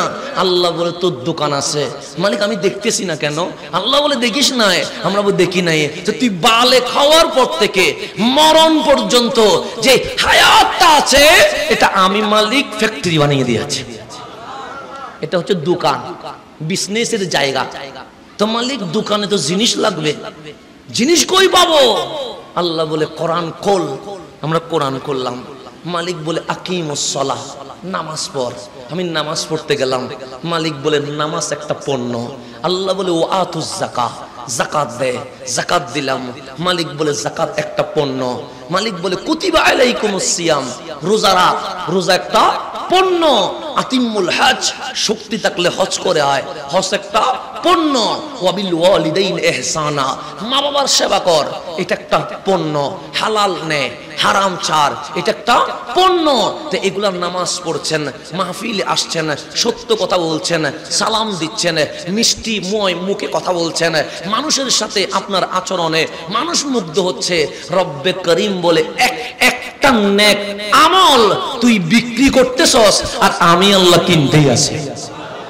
তুমি যে নামাজ কিনলা, রোজা কিনলা, হজ কিনলা, যাকাত কিনলা, আমার মাহফিল কিনলা, আমার ভালো আমাল as-সালিহা, তুমি যে বলছো আইয়ুকুম আহসানু আমালা, ভালো আমল কিনলা, বিনিময়ে টাকা দিবা? আল্লাহ বলে দিব না। তেল দিবা? আল্লাহ বলে দিব না। ডলার দিবা? আল্লাহ বলে দিব না। স্বর্ণ দিবা? আল্লাহ বলে দিব না। তাহলে মালিক কিনে লাভ কি? টাকাও দিলা না, ডলারও দিলা না, স্বর্ণও দিলা না। আমার মালিক বলে টাকা একদিন আছে তো কাল নাই, স্বর্ণ আজকে আছে তো কালকে নাই। বান্দা তোর নামাজ, রোজা, হজ, যাকাত, এই মাহফিল সহ আমলে সালে, দরুদুস সালাম সবগুলো কিনলাম, তবে টাকা দিব না, ডলার দিব না, আমি বিনিময়ে তোকে জান্নাতুল ফেরদৌস দিয়ে দিব। তাহলে লেনদেন হবে কার সাথে? এখন আমি সিনেমা দেখি, কি দেখি? সিনেমা দেখি। আল্লাহরে বললাম কিনবানি মাওলা? আল্লাহ বলে আমি পছন্দ করি না, আমি সিনেমা কিনি না। এখন আল্লাহ সিনেমা কিনে নাই। শয়তান বলছে আমি আসি, আমি কি করব? কিনবো। ফেসবুকের মধ্যে অযথা সময় ব্যয় করেছি। বললাম মালিক কিনবানি? মালিক বলে আমি কিনি না, অপচয় করা আমি পছন্দ করি না। শয়তান বলে আমি আসি তো কিনবো।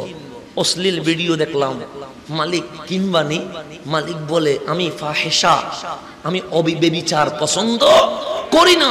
শয়তান বলে আমি আসি তো, আমি এইভাবে করে মানুষকে গালি দিলাম, মালিকরে বললাম কিনবানি, মালিক বলে গালি দেওয়া আমি রহমানের সিস্টেমে পড়ে না। শয়তান বলে আমি আছি, কাউরে দুইটা ঘুষি দিয়ে দাঁত ফেলাইয়া দিলাম, মালিকরে বললাম কিনবানি, মালিক বলে অত্যাচার আমি পছন্দ করি না, আমি জালেমের পক্ষে নয়, আমি তো মজলুমের পক্ষে। শয়তান বলে আমি আছি, যত খারাপ করছি শয়তান বলে কোনো সমস্যা নাই, আমি তো আছি। শয়তান বলে আমি কিনবো। এখন আমার নামাজ নাই, আমার মাহফিল নাই, আমার রোজা নাই, আমার হক কথা নাই, সত্য কথা নাই, আছে সব কি নেগেটিভ গুনাহ। ইবলিস বলে আমি কিনলাম। এখন আমি বলছি আমার মালিক কিনলে জান্নাতুল ফেরদৌস দে, তুই ইবলিস যেহেতু কিনেছিস কি দিবি? তখন ইবলিস বলে আমি নিজেও জাহান্নামে যাব, এর চেয়ে বেশি কিছু দেওয়ার ক্ষমতা নাই, তুইও জাহান্নামে নিয়ে যাব। আপনি জেনে শুনে জাহান্নামে যাবেন? তা আমরা কি করতেছি? আমাদের সময় আমরা কি করছি? রব্বুল আলামিন আমাদেরকে বুঝার জন্য তৌফিক নসিব করেন। 65% মুসলমানের যুবক সন্তানরা এখন কি করছে? আমি গত আজাদের রিপোর্ট পড়লাম, চট্টগ্রামের মধ্যে 5,88,000 যুবক কোনো কাজই করে না। কয় লক্ষ? 5,88,000 যুবক শুধু টিকটক করে, কিশোর গ্যাং করে, মদ খায়, মানুষ মারে, রাস্তার মধ্যে দাঁড়ায় থাকে, আর কোনো কাজ। কয় হাজার?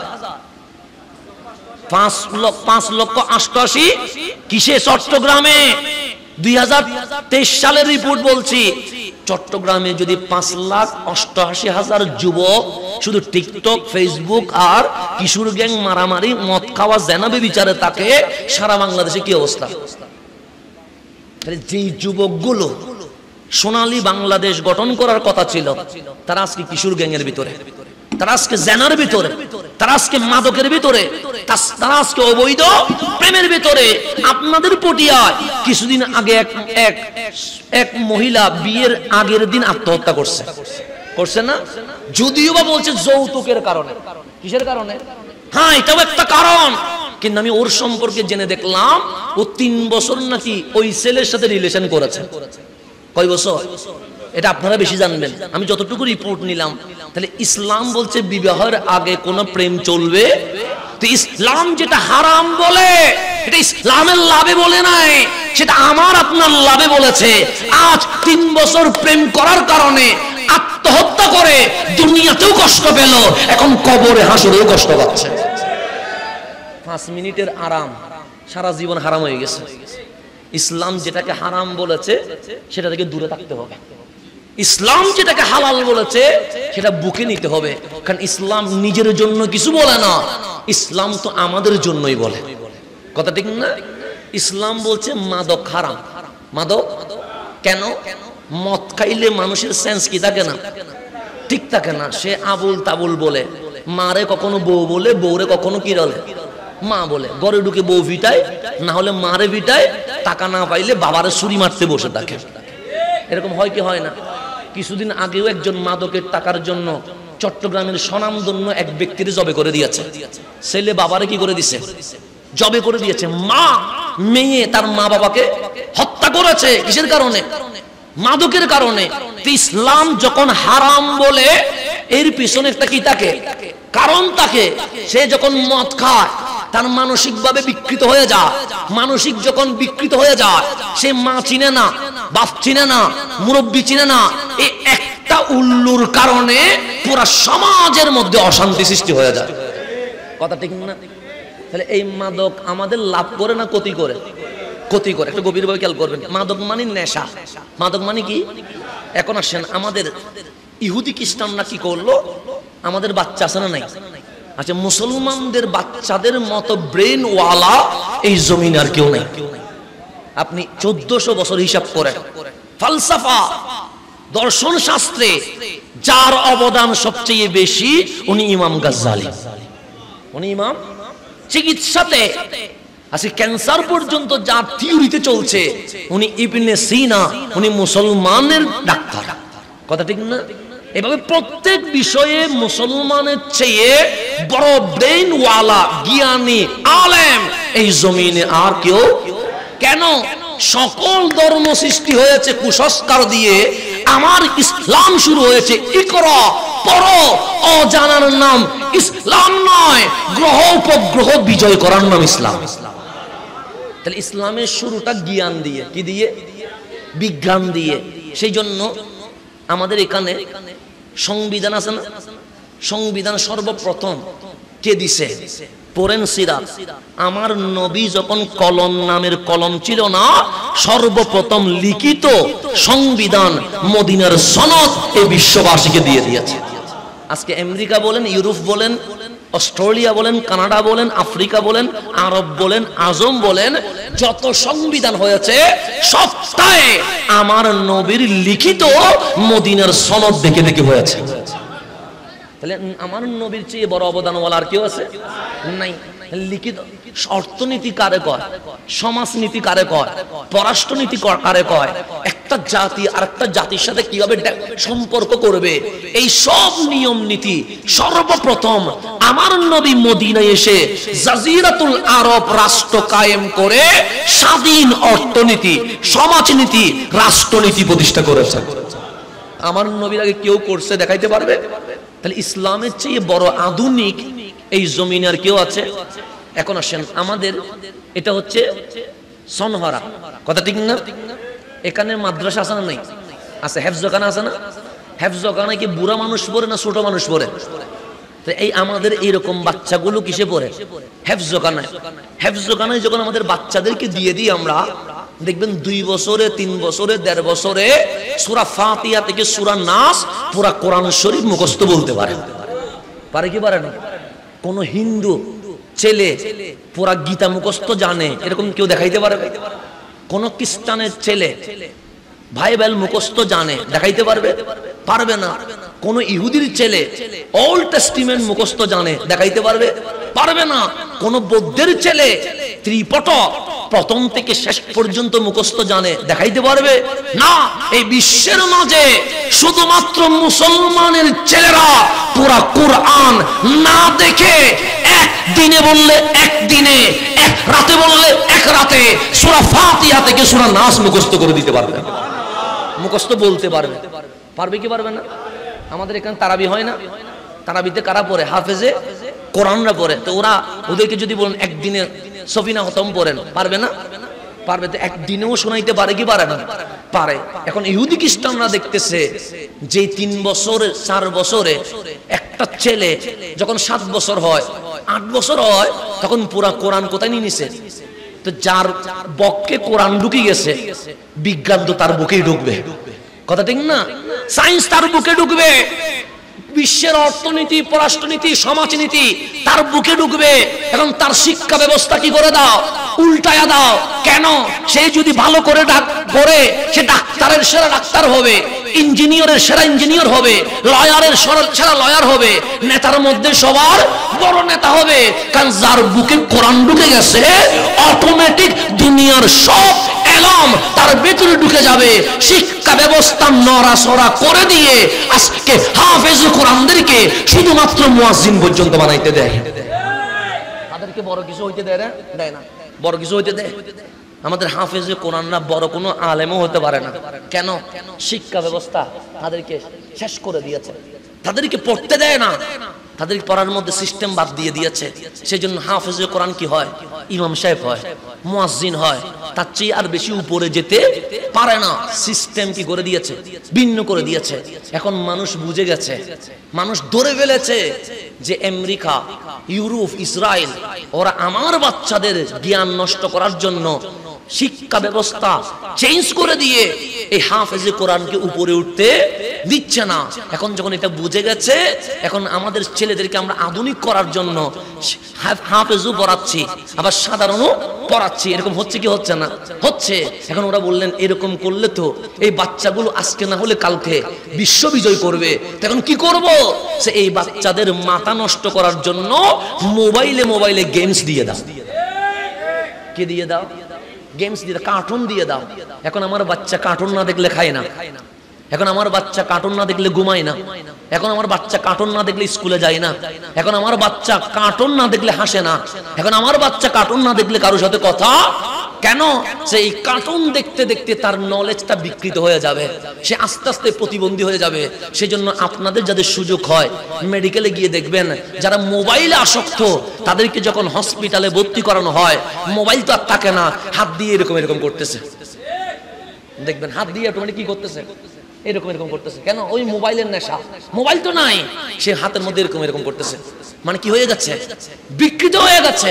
তো বাচ্চাদেরকে দিচ্ছে কার্টুন আর কি গেমস, আর আমাদেরকে দিয়েছে তোরা দেখ সিনেমা দেখবি, নাটক দেখবি, অশ্লীল ভিডিও দেখবি, কাপল ভিডিও দেখবি, টিকটক দেখবি। কেন? তোদের মাথা যেন কি হয়ে যায়, নষ্ট হয়ে যায়। আর আমার মা বোনদেরকে দিছে ইন্ডিয়ান সিরিয়াল, যার মাধ্যমে পরকীয়া ঢুকে যায়। এগুলো সব পাশের দেশের ষড়যন্ত্র, এগুলো সব ইহুদি খ্রিস্টানের ষড়যন্ত্র, যে মুসলমানকে শেষ করে দাও। তো শেষ করতে বয়স মেফে মেফে বাচ্চাদের জন্য গেমস, বাচ্চাদের জন্য কার্টুন, আমাদের জন্য ফেসবুক, টিকটক, ইউটিউব, আর মেয়েদের জন্য সিরিয়াল দেখবা। কেন? কখনো পোশাকের জন্য স্বামীর সাথে মারামারি করবা, দেবরের সাথে কিভাবে সম্পর্ক করা যায়, শ্বশুরীকে ঘরের মধ্যে কিভাবে বিলেন বানানো যায়, এগুলো শেখানো হচ্ছে কাদেরকে? আমাদের মেয়েদেরকে। এগুলোর মাধ্যমে ইসলামী যে নলেজ, সংস্কৃতি, এটাকে ধ্বংস করে আমাদের বাচ্চাদেরকে শেষ করার এক বিশাল ষড়যন্ত্র চলছে।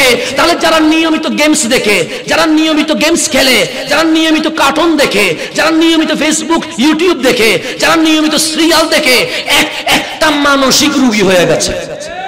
মাদক যেরকম হারাম, নেশার কারণে আমার মন বলছে এই মোবাইলের মধ্যে কার্টুন, ফেসবুক, ইউটিউব, টিকটক এবং যা আছে এগুলোও হারাম হয়ে যাবে। কিসের কারণে? নেশার কারণে। এটা নেশা, এটা মাদকের চেয়ে বড় নেশা। এটা মাদকের চেয়ে আমি উলামায়ে কেরামের কাছে অনুরোধ করব, আমি ছোট মানুষ, আমি হারাম ফতোয়া দিলে এটা হবে না। আমাদের মুরব্বীদের বসে গবেষণা করে মাদক হারাম, নলেজ কি হয়ে যায়, বিকৃত হয়ে যায়। তার চেয়ে বড় হচ্ছে এই মোবাইলটা আমাদের ছেলেদেরকে প্রতিবন্ধী করায় দিচ্ছে। কথা ঠিক না? আগে আমরা যখন বাচ্চা ছিলাম, এটা আমাদের শেষ জেনারেশন, আমরা যখন খেলতাম, আমাদের বন্ধুদের মধ্যে কারো যদি পা কেটে যেত ফুটবলে বা হাতে ব্যথা পাইতো, ও কান্না করলে আমরা সহ কান্না করতাম। তা মায়া মমতা ছিল। কথা ঠিক না? ও কান্না করলে আমরা কি করতাম? কাঁদতাম। কেন? মায়া, আমার বন্ধু কষ্ট পেয়েছে। তো বন্ধুটারে বন্ধু মনে হয় নাই, মনে হয়েছে আমার মায়ের ছেলে। কথা ঠিক না? আগে যখন পরীক্ষা, এসএসসি, এইচএসসি পরীক্ষা হবে, আমরা মসজিদের মধ্যে সুখের পানি ছাড়ে দিয়া আল্লাহরে দাও না, আল্লাহরে প্রশ্ন সহজ করে দাও না, আল্লাহ লিখার মতো শক্তি দাও না। আর এখন পরীক্ষার আগের দিন পুরা স্কুলের মধ্যে নাচি, পুরা স্কুল পর্যন্ত অপবিত্র বানাই ফেলতেছে। কথা ঠিক না? আর আমাদের বেলা আমরা মসজিদে বসে থাকতাম, মাজার জিয়ারত করতাম, রহমানের দরবারে বলতাম মালিক। ছোট ছিলাম, ছোট জবানে যতটুকু বলা যায় কি প্রেম ছিল। সেই সময় ডেকে ডেকে যখন আল্লাহ বলতাম, পুরো অন্তরের কলিজা পর্যন্ত কাঁপিয়ে উঠত। আপনারা যারা পরীক্ষা দিয়েছেন ওরা জানেন, আমরা যখন নামাজ পড়ে দোয়া করতাম, মালিক প্রশ্নটা সহজ করে দাও, অটোমেটিক সুখের বাণী বেরিয়ে যাচ্ছে। মালিক আজকের পরীক্ষাটা কেমন জানি মনের মতো হয় নাই, অটোমেটিক সুখের পানি বের হয়ে গেছে। আর এখন জাহান্নামের কথা বললেও সুখের পানি বাইরে হয় না, শক্ত হয়ে গেছে, কঠিন হয়ে গেছে। এখন মানুষ বলে আর কোন মানুষ নাই। তখন মানুষ অসুস্থ হলে আমরা দেখতে যেতাম, মানুষ মারা গেলে আমরা জানাজা পড়তাম। এখন মানুষ মারা গেলে ফেসবুকে পোস্ট একটা দিলে হয়ে যায়। কিসে? ফেসবুকে। মানুষ অসুস্থ হয়েছে, এখন ফেসবুকে দিচ্ছি, আমরা তার সুস্বাস্থ্য কামনা করছি। সব চলে গেছে কোথায়? ফেসবুকে। বন্ধু আমাকে দেখছে, আমি যাচ্ছি। অনেক সময় ডানে বামে দেখার কি হয় না, তাড়াহুড়া থাকলে দৌড়ের উপর চলে যায়, তখন কি আর ডানে বামে দেখার সুযোগ হয়? বন্ধু আমাকে দেখছে যে আমি যাচ্ছি, তো আগে হইলে কি হইতো, এই দিয়ে শোনা হতাশ হতো। বন্ধুরে বন্ধু চিল্লাইতাম না, দামাইয়া ফেলতাম, আমরা কি হাস, আই বন্ধু আসি, তুই আল্লাহ না হত হবে। তা আমাদের মধ্যে একটা কি ছিল? প্রেম ছিল। এখন বন্ধু ওই দোকানের ইয়াতে দাঁড়াইয়া দাঁড়াইয়া ফেসবুক খুলতেছে, বন্ধু চলে যাচ্ছে, তার কোনো খবর। সে দেখছে, ডাকো দিচ্ছে না, আপনি চলে গেছেন গড়ে, 2 ঘন্টা পরে ফেসবুকে মেসেজ দিচ্ছে, বন্ধু তোরা আজকে দেখছিলাম। কয় ঘন্টা পরে কিসে মেসেজ দিচ্ছে? তো তুই ফেসবুকে কেন দিচ্ছস? তুই তো আমার চাইলে এখানে দাঁড় করায়া একটু সামনাসামনি কথা বলতে পারতি। এই অনলাইনে সে আজকে আমাদের বন্ধুত্ব ভালোবাসা সবগুলো নষ্ট করে দিয়েছে। তা আমাকে দিয়েছেন মিডিয়া। এই মিডিয়া আমাদের লাভ যতটুকু করেছে তার চেয়ে কোটি গুণ আমাদেরকে ক্ষতি করে দিয়েছে। সেই জন্য মুসলমানের ছেলেরা বুঝতে হবে, এই মিডিয়া আবিষ্কার করেছে আমাদের মাথা নষ্ট করে দেওয়ার জন্য। আমরা যখন মিশর থেকে বাংলাদেশে আসছি তখন আস্তে আস্তে দেখতেছি মানুষ সিনেমা বাদ দিচ্ছে। আস্তে আস্তে কোথায় আসতেছে? মাহফিলে। আগে মাহফিল করতো, আমি যেহেতু হুজুরের ছেলে আমি তো অন্তত কিছু হইলেও জানবো, কারণ হুজুরের ছেলে। তখন আমি দেখতাম এইরকম মুরব্বী যারা ছিল ওনারা মাহফিল করতেন, তো ওনারা আমাদের ঘরে যেতেন আব্বাকে দাওয়াত দেওয়ার জন্য। এটা ট্যাক্সি, যেটাকে এখন সিএনজি বলেন, ট্যাক্সি নিয়ে দাঁড়িয়ে থাকতো মাগরিবের সময় কাকানার জন্য আব্বাকে। তো আমরা যখন ছোট ছিলাম মাঝে মাঝে মাহফিলে যাইতাম। মাহফিলে গিয়ে দেখি সবগুলো মুরব্বী, যুবকরা মাহফিলে আসতো না, সব 50 জন 60 জন সবাই। কি কেন? মুরব্বীরা বুঝে গেছে আর হায়াত বেশি দিন নাই। এখন আলহামদুলিল্লাহ, এখন মুরব্বীরা যদি 5টা মাহফিল করে সেখানে যুবকরা 95টা মাহফিল করছে। তাহলে পরিবর্তন আসছে না? আসে নাই? আসছে। যুবকরা এখন বুঝতেছে যে আমাদের মাহফিল করা দরকার। যুবকরা এখন বুঝতেছে আমাদেরকে হুসাইনি প্রেরণার চেতনা জাগিয়ে তোলা দরকার। যুবকরা এখন বুঝতেছে ঈদে মিলাদুন নবী করে যদি বুকে নবীর প্রেম নেওয়া যায় তাহলে অমানুষ মানুষ হবে। কথা ঠিক না? এখন যুব সমাজ যখন চেঞ্জ হচ্ছে, এখন দেখবেন কিছু দাড়ি রেখে টুপি দিয়ে অনলাইনের মধ্যে এসে সিনেমার গল্প কাহিনী শুরু করে যায়। আরো বলতেছে আমি মেসেজ ড্রপ করতেছি, কি রেখে? দাড়ি রেখে। আর কিছু আছে পুষ্পা হুজুর নাকি সিনেমার নাম বলতে বলতে বলতে বলতে এত সিনেমার নাম বলতে পারে, স্কুল কলেজের ছেলেরাও অতগুলো মনে হয় চাউলও খায় নাই। এখন হুজুর দিয়ে সিনেমার কি করা হচ্ছে? সিনেমার প্রকাশ করা হচ্ছে। এখন বাংলা সিনেমা কিরকম হবে এটা হুজুর মাহফিল করতেছে। কোন সিনেমার দৃশ্য কিরকম নেগেট এটা হুজুরে মাহফিল করতেছে। কোন সিনেমায় কোন নায়কে কি বলতেছে এটা মাহফিল করতেছে কে? হুজুরে। আমার মতো দাড়ি রেখে টুপি রেখে। আবার এগুলোর যুবকরা বেশি পছন্দ করে। কেন? এগুলো হিন্দি ফিল্মের নায়কের কথা বলে, এগুলো হিন্দি ফিল্মের নায়িকার কথা বলে, এগুলো বলিউড হলিউড নিয়ে আলোচনা করে। যুবক সাবধান, এখন যখন সিনেমা বন্ধ হয়ে যাচ্ছে, তারুণ্যের হুসাইনি চেতনা যখন জেগে উঠছে, এখন ওই ইহুদি খ্রিস্টান চক্রান্ত করে দাড়ি টুপি জুব্বা পরায়া তাদের লোক দিয়া সিনেমার প্রচার করানোর জন্য পবিত্র মঞ্চকে অপবিত্র বানাচ্ছে। এগুলো বুঝতে হবে। কিছু হুজুর শুধু সিনেমার কথা বলে, কিছু হুজুর দেখবেন শুধু কিসের কথা বলে। আলহামদুলিল্লাহ ওই রকম হুজুর সুন্নিদের মধ্যে নাই।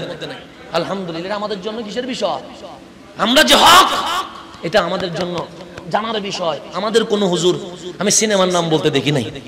আলহামদুলিল্লাহ মস্কারি দরকারি করলেও কিন্তু কোন সিনেমার নাম বলতে আমি কোন হুজুর থেকে শুনি নাই। আলহামদুলিল্লাহ আমাদের মধ্যে বক্তাদের মধ্যে কোন ফিল্মের এই ফিল্মের দৃশ্য এরকম, এই বিষয়ে আমি ড্রপ করতেছি মেসেজ, এরকম কোন বক্তব্য আমি শুনি নাই। আপনারা শুনছেন কিনা আমি জানি না, আমি শুনি নাই, কারণ ব্যস্ততার ভিতরে যায়। তো এখন হুজুর দিয়ে সিনেমার প্রচার করা হচ্ছে। কোন ফিল্মের নায়কের ডায়লগ কি এটা হুজুর দিয়ে এখন মাইক দিয়ে বলানো হচ্ছে। মানুষ নাই একটা, ইতে বলে যুবকরা বলো না ঠিক কিনা, এরকম করে ঘরের মধ্যে রুমের ভিতরে বসায়া দাড়িও আছে, টুপিও আছে, জুব্বাও আছে। এইরকম বক্তা যদি কোন মঞ্চে দেখেন, আগে সালাম দেওয়া দূরের কথা, জুতার উপর জুতা দিয়ে তাদেরকে মঞ্চ থেকে নামায়া বিশ্ববাসীকে জানিয়ে দিতে হবে শাহজালালের জমিনে কোন বেশ্যার সন্তানকে আমরা এই পবিত্র মঞ্চে উঠতে দিব না। এগুলো আমাদেরকে অ্যাকশনে যেতে হবে, কারণ এই সবগুলো এখন ফেসবুক এগুলোর কারণে তো মূর্খগুলো উঠতেছে। এখন আলেমদের কদর নাই। এখন আলেমদের কোনো কদর আছে নাই। এখন আমাদের মতো জাহেলদেরকে মানুষ দাওয়াত দিয়ে নিয়ে যায়। এখন বড় বড় উলামায়ে কেরাম, আচ্ছা আপনি বলেন আল্লামা শাইখুল হাদিস সুলাইমান আনসারী হুজুরের মতো কোন আলেম হবে? কয়টা মাহফিলে দাওয়াত দিয়েছেন? কয়টা মাহফিলে নিয়ে গেছেন? শাইখুল হাদিস আল্লামা মাইনুদ্দিন আশরাফি মুদ্দাজিল্লুল আলী, ওনার মতো আলেম গনে পাবেন? যদি বলি কয় হাজার টাকা হাদিয়া দিয়েছেন বলতে পারবেন? না, আলেমদের মূল্যায়ন হয় নাই। কেন এই যে মিডিয়ার কথা বললেন, এই মিডিয়ার মাধ্যমে কালি কলসি বাজে বেশি যেগুলো সিক করছে, এগুলারে আমরা মাঠে এনে আজকে তাকবীর দিচ্ছি। আর যাদের এলম বুকে, নবীর প্রেম বুকে, তাদেরকে আমরা মূল্যায়নই করি না। আল্লাহ যেন আমাদেরকে ওনাদেরকে মূল্যায়ন করার তৌফিক নসিব করে। আমার মুরব্বীদেরকে কি করা? মূল্যায়ন করা। যেখানে আমাদেরকে দাওয়াত দিবেন, অন্তত একজন মুরব্বীকে দাওয়াত দিবেন।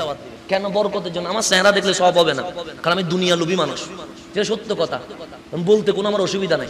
কিন্তু একজন সত্যিকার পরহেজগার আলেমের চেহারা দেখলে সগীরা গুনাহ মাফ হয়ে যায়।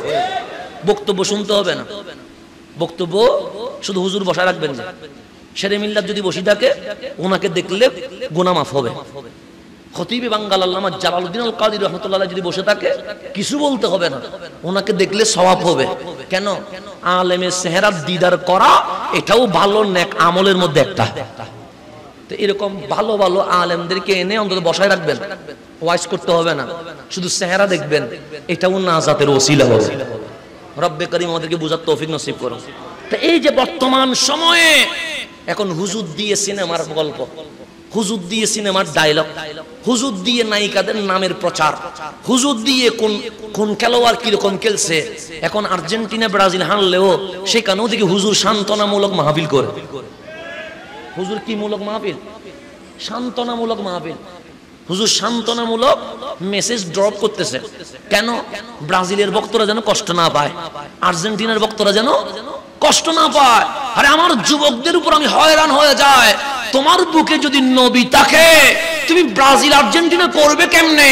আজকের নিউজ দেখো, এই আর্জেন্টিনা ফিলিস্তিনের হামাস যারা ফিলিস্তিন রক্ষা করার জন্য, মসজিদে আকসা স্বাধীন করার জন্য তাজা রক্ত ঢেলে দিচ্ছে, তাদেরকে জঙ্গি বলে আখ্যায়িত করেছে। জঙ্গি বলে আখ্যায়িত করেছে। আমার যুবকরা যাচ্ছে কোথায়? যারা ইসলাম বিদ্বেষী, যারা ইসরায়েলের পক্ষে দালালি করছে, যারা হামাস যেই স্বাধীনপন্থী দল, যারা ফিলিস্তিনের জন্য রক্ত দিচ্ছে। আমি তো রক্ত দিতে পারছি না, অন্তত তাদের পক্ষে তো আমাদের কথা বলা উচিত। যারা মসজিদ আকসা হেফাজতের জন্য নিজের ছোট ছোট বাচ্চাকে রাস্তার মধ্যে দিয়ে দিয়েছে, আর তাদের বিরুদ্ধে এই আর্জেন্টিনা ব্রাজিল বলছে যে হামাস একটা জঙ্গি সংগঠন, ইসরায়েলের পক্ষে দালালি করছে। তুমি মুসলমানের ছেলে হয়ে তুমি তাদের পক্ষে কথা বলো কেমনে? মাঝে মাঝে আমার আশ্চর্য লাগে, ইসলাম বিজয়ের স্বপ্ন দেখে তুমি পোস্ট দাও, আর মাঝে মাঝে দেখি রাত 3টায় তুমি খেলার পোস্ট দাও। তোমার তো সেই সময় তাহাজ্জুদের নামাজ পড়া দরকার ছিল। এখন যদি আমি একটা কথা বলি, রাগ করবেন? একটা কথা, নিজের পরিচয় জানতে হবে। নিজের কি জানতে হবে?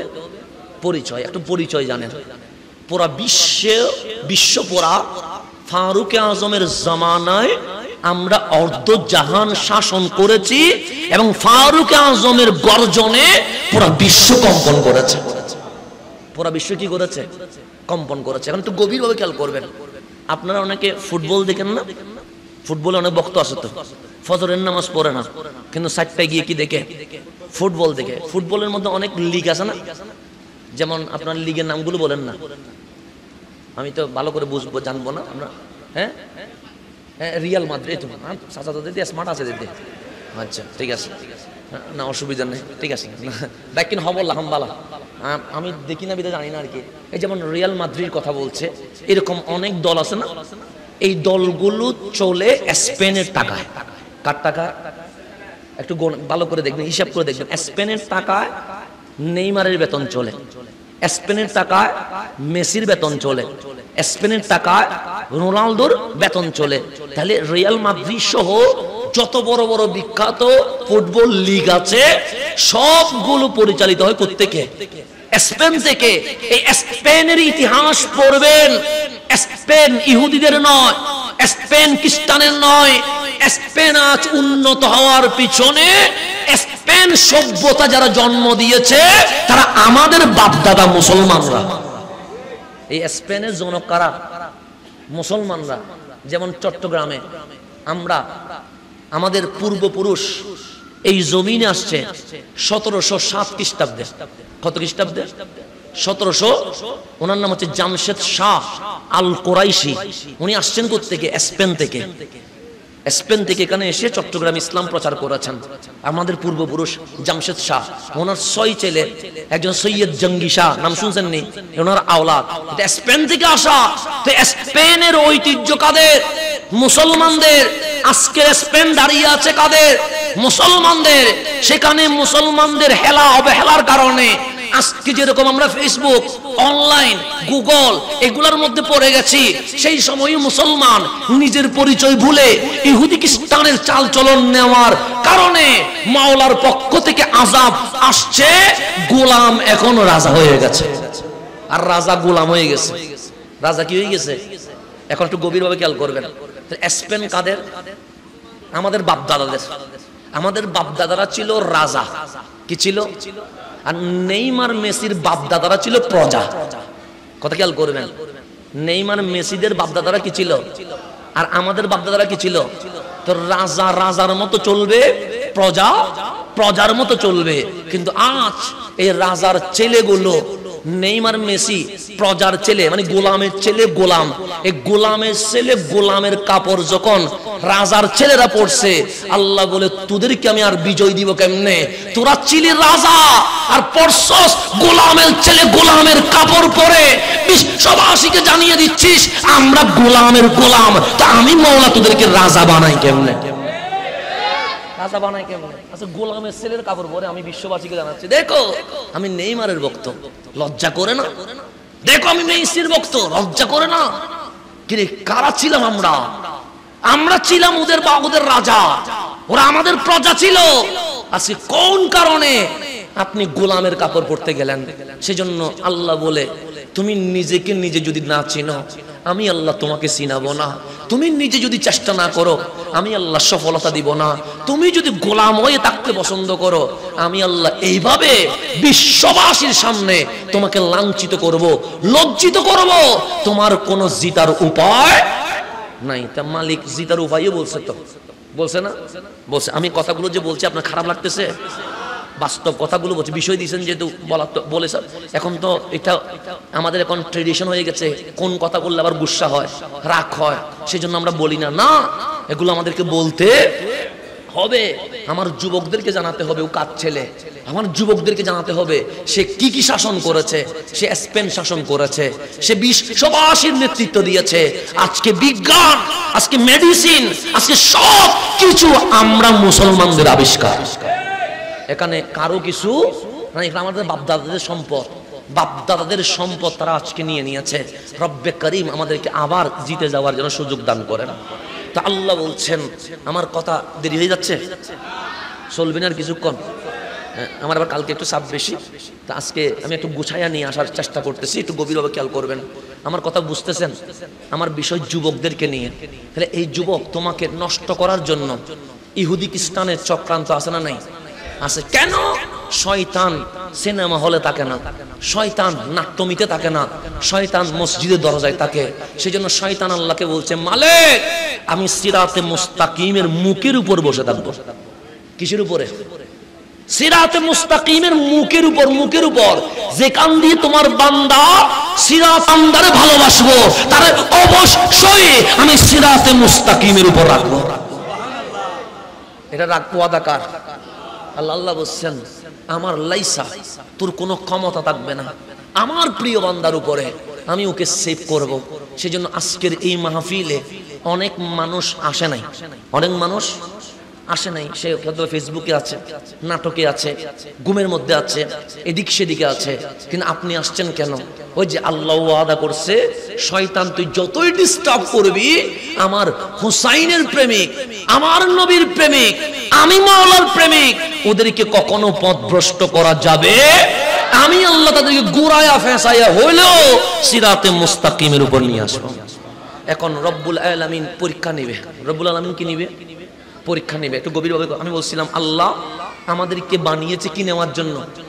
পরীক্ষা। দুনিয়াটা হচ্ছে পরীক্ষা কেন্দ্র। এখানে ফলাফল দিবে না। ফলাফল দিবে কোথায়?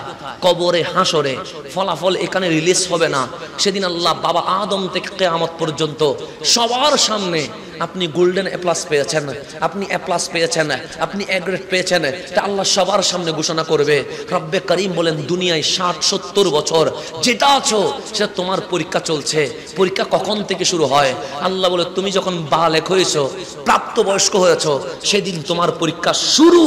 তোমার সাকারাতের বিছানা পর্যন্ত আমি মালিকের বোর্ডে তোমার পরীক্ষা চলতে থাকবে।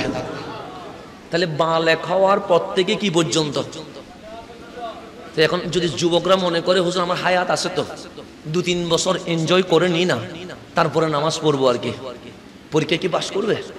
আল্লাহ বলে যেদিন তুমি বালেক মানে প্রাপ্তবয়স্ক হয়েছ সেদিন থেকে তোমার মৃত্যুর বিছানা পর্যন্ত কি চলতেছে। তো এখন পরীক্ষা কিভাবে নিবে? আল্লাহ কোরআনে বলছে ওয়ালানাবলু আন্নাকুম বিশাইয়্যিম, আমি আল্লাহ তোমাদের পরীক্ষা নিব কিছু বস্তুর মাধ্যমে। কিসের মাধ্যমে? বস্তুগুলো কি কি?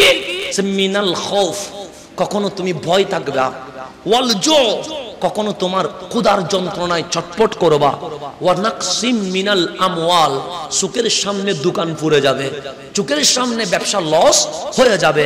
তারপর বলছেন ওয়াল আনফুস, চোখের সামনে আপন মানুষের মরণ হয়ে যাবে, ওয়াস সামারাত, তুমি দেখবা আজকে শস্য ক্ষেত ঠিক ছিল, সকালে উঠে দেখবে শস্য ক্ষেত পানির তলে চলে গেছে। আমি মালিক তোমার থেকে পরীক্ষা নেব 5টা বস্তুর মাধ্যমে। কখনো ভয়ে রাখবো, কখনো ক্ষুধার যন্ত্রণায় ছটফট করাবো, কখনো তোমার ব্যবসা লস করে দিব, চাকরি চলে যাবে, কখনো তোমার সুখের সামনে তোমার আপনজন মারা যাবে, কখনো তোমার শস্য ক্ষেত নষ্ট হয়ে যাবে। ও আবাশশিরিস সাবিরিন, হাবিব ওই পরীক্ষায় যারা ধৈর্য ধারণ করতে পারবে, আপনি নবী বলেন তোমরাই পরীক্ষায় পাশ করে ফেলবে। ও আবাশশিরিস সাবিরিন, তোমাদের জন্য শুভ সংবাদ। তোমাদের জন্য কি? এরপর আল্লাহ শিখাই দিচ্ছেন আল্লাযীনা ইযা আসাবাতহুম মুসিবা। আমরা সুখে থাকলে কি বলি মুসিবতে আছে? কখন বলি মুসিবত? বিপদে পড়লে। বিপদে পড়লে কি বলি? মুসিবত। আল্লাহ পরীক্ষাকে মুসিবত বলছে, তাহলে পরীক্ষা সহজ জিনিস নয়, মুসিবতের জিনিস। আল্লাহ আল্লাযীনা ইযা আসাবাতহুম মুসিবা, যারা এই মুসিবতের পরীক্ষায় পড়ে গেছে। যেমন আমি নামাজ পড়ি, হঠাৎ আমার মধ্যে হঠাৎ চাকরি চলে গেছে, তখন আমরা মসজিদ থেকে বের হয়ে বলি শুধু আল্লাহ কি আমারে দেখে? ও তো নামাজ পড়ে না, ওরে দেখে না কেন? আমার হঠাৎ লস হয়ে গেছে, ও তো সিনেমা দেখে, আমি তো সিনেমা দেখি না, আল্লাহ কি আমারে দেখে? এই কথা বলা যাবে না। আল্লাহ আবাশশিরিস সাবিরিন, আমি বিপদ দিলে আলহামদুলিল্লাহ বলে ধৈর্য ধারণ করো। তারপর বলছে আল্লাযীনা ইযা আসাবাতহুম মুসিবা, যখন আমার বান্দা মুসিবতে পড়ে যায়, ক্বালু, তখন তারা বলে ইন্না লিল্লাহি ওয়া ইন্না ইলাইহি রাজিউন, আমরা সবাই আল্লাহর, চলে যাব কার কাছে? একটু গভীরভাবে খেয়াল করবেন। দুনিয়াতে মারামারি হয় না? হয়। কেন হয়? যেমন এই জায়গায় বাইয়ে বাইয়ে মারামারি কেন? 1 হাত জমির জন্য। কয় হাত? আমি বলি আমার, আমার ভাইয়ে বলে। একজন যদি বলতো আমার না, জীবনে মারামারি হইতো। আমি বলছি আমার, আমার ভাইয়ে বলে আমার, মারামারি হয়ে গেছে। মারামারি হয় শুধু আমার কারণে। কিসের কারণে? আমার, এটা আমার। ও বলে এটা আমার। যদি বলি আমার না, জীবনে মারামারি হবে। চাচা বাপের মধ্যে মারামারি, ভাইয়ে ভাইয়ে মারামারি, বন্ধুয়ে বন্ধুয়ে মারামারি। আমার বউয়ের অসুখ হলে খারাপ লাগে, কেন? বউটা আমার। সন্তান কাঁদলে আমার খারাপ লাগে, সন্তানটা আমার। বন্ধুর কিছু হলে খারাপ লাগে, বন্ধুটা আমার। বিল্ডিং ভেঙে গেলে খারাপ লাগে, বিল্ডিংটা আমার। দোকান পুড়ে গেলে খারাপ লাগে, দোকানটা আমার। কিন্তু যেদিন আমি মরে যাব, সেদিন আর আমার বাপ বলবে না এটা আমার ছেলে, আমার বউ বলবে না এটা আমার স্বামী, আমার বাচ্চা বলবে না এটা আমার বাপ, আমার বন্ধু বলবে না এটা আমার বন্ধু। সেদিন বলবে ইন্না লিল্লাহ, এখানে কেউ কারো নয়, সবটাই মাওলার। সবটাই কার? এটার নাম ইন্না লিল্লাহ। সেদিন আর হাসান আমার বলবে না। সেদিনের পর থেকে এই মাহফিলে আমার জন্য আর কোনো পোস্টার, মানুষ সেদিন ভুলে যাবে আমার কবর কোথায়। জিয়ারতে হয়তো আমার নামটাও মনে থাকবে না। তেমন মালিক বলে যুবক কিসে তুমি দৌড়ছ? আজকে তোমাকে নিয়ে অনেকেই বলছে এটা আমার, অনেকেই বলছে ওর বাক আমি কাউরে দিব না, তা আমার। কিন্তু তুমি বলে তো দেখো, তখন আর কেউ তোমার আমার বলবে না, সেটা আল্লাহর জিনিস, আল্লাহই নিয়ে গেছে। কাজ জিনিস নিয়ে গেছে কে? তা আল্লাহ বলে বুকের মধ্যে প্রেমটা যদি অন্যের জন্য হয়ে যায়, তোকে আমি কষ্ট দিব, কখনো ডিপ্রেশন দিব, কখন রাত দিন অন্ধকার বানাই ফেলবো। কেন? তুই দুনিয়াতে কারো না, তুই তো শুধু আমি আল্লাহ, তুই শুধু কার। সেই জন্য যুবক যখন ডিপ্রেশনে পড়ে শুধু ঘুমের ওষুধ খায়। কিসের ওষুধ? শান্তি হয় না। সূর্য তো উঠে, সে দিনের মধ্যে অন্ধকার দেখে, সে কখনো মার সাথে খারাপ আচরণ করে, কখনো বাবার সাথে খারাপ আচরণ করে, ডাক্তার দেখায় কোনো কাজ হয় না, 3 মাসের ট্রেনিং দেয় তাও কোনো কাজ, পরিশেষে গিয়ে আত্মহত্যা করে বসে থাকে। তা আল্লাহ বলে সমস্যা কি? বান্দা বলছে মালিক মনটা আমার ছটফট করতেছে। আল্লাহ বলে কেন? মালিক আমার আপন জিনিসটা চলে গেছে। আল্লাহ বলে বলছিলাম না হারাম হারাম, ওইদিকে যাস না, গেলেই তো তুই বিপদে পড়বি, তো এখন কি করছস? মালিক আমি ফার্মেসিতে গিয়ে ঘুমের ওষুধ খেয়েছি, ঘুম হচ্ছে না। দিনের বেলায় বন্ধুদের সাথে আড্ডা দেওয়ার চেষ্টা করেছি, কেমন লাগছে, সবাই সূর্যের আলোতে দিন মনে করছে, আমার কাছে কেন জানি অন্ধকার মনে হচ্ছে। তো ডাক্তার দেখিয়েছি? হ্যাঁ দেখিয়েছি। কি বলেছে? 3 মাস আমাকে ট্রেনিং দিতে বলেছে। কেমন লাগছে এখন? মালিক ভালো লাগছে না। আল্লাহ বলে আবার কি তুই সুস্থ থাকতে চাস? আমরা বললাম হ্যাঁ।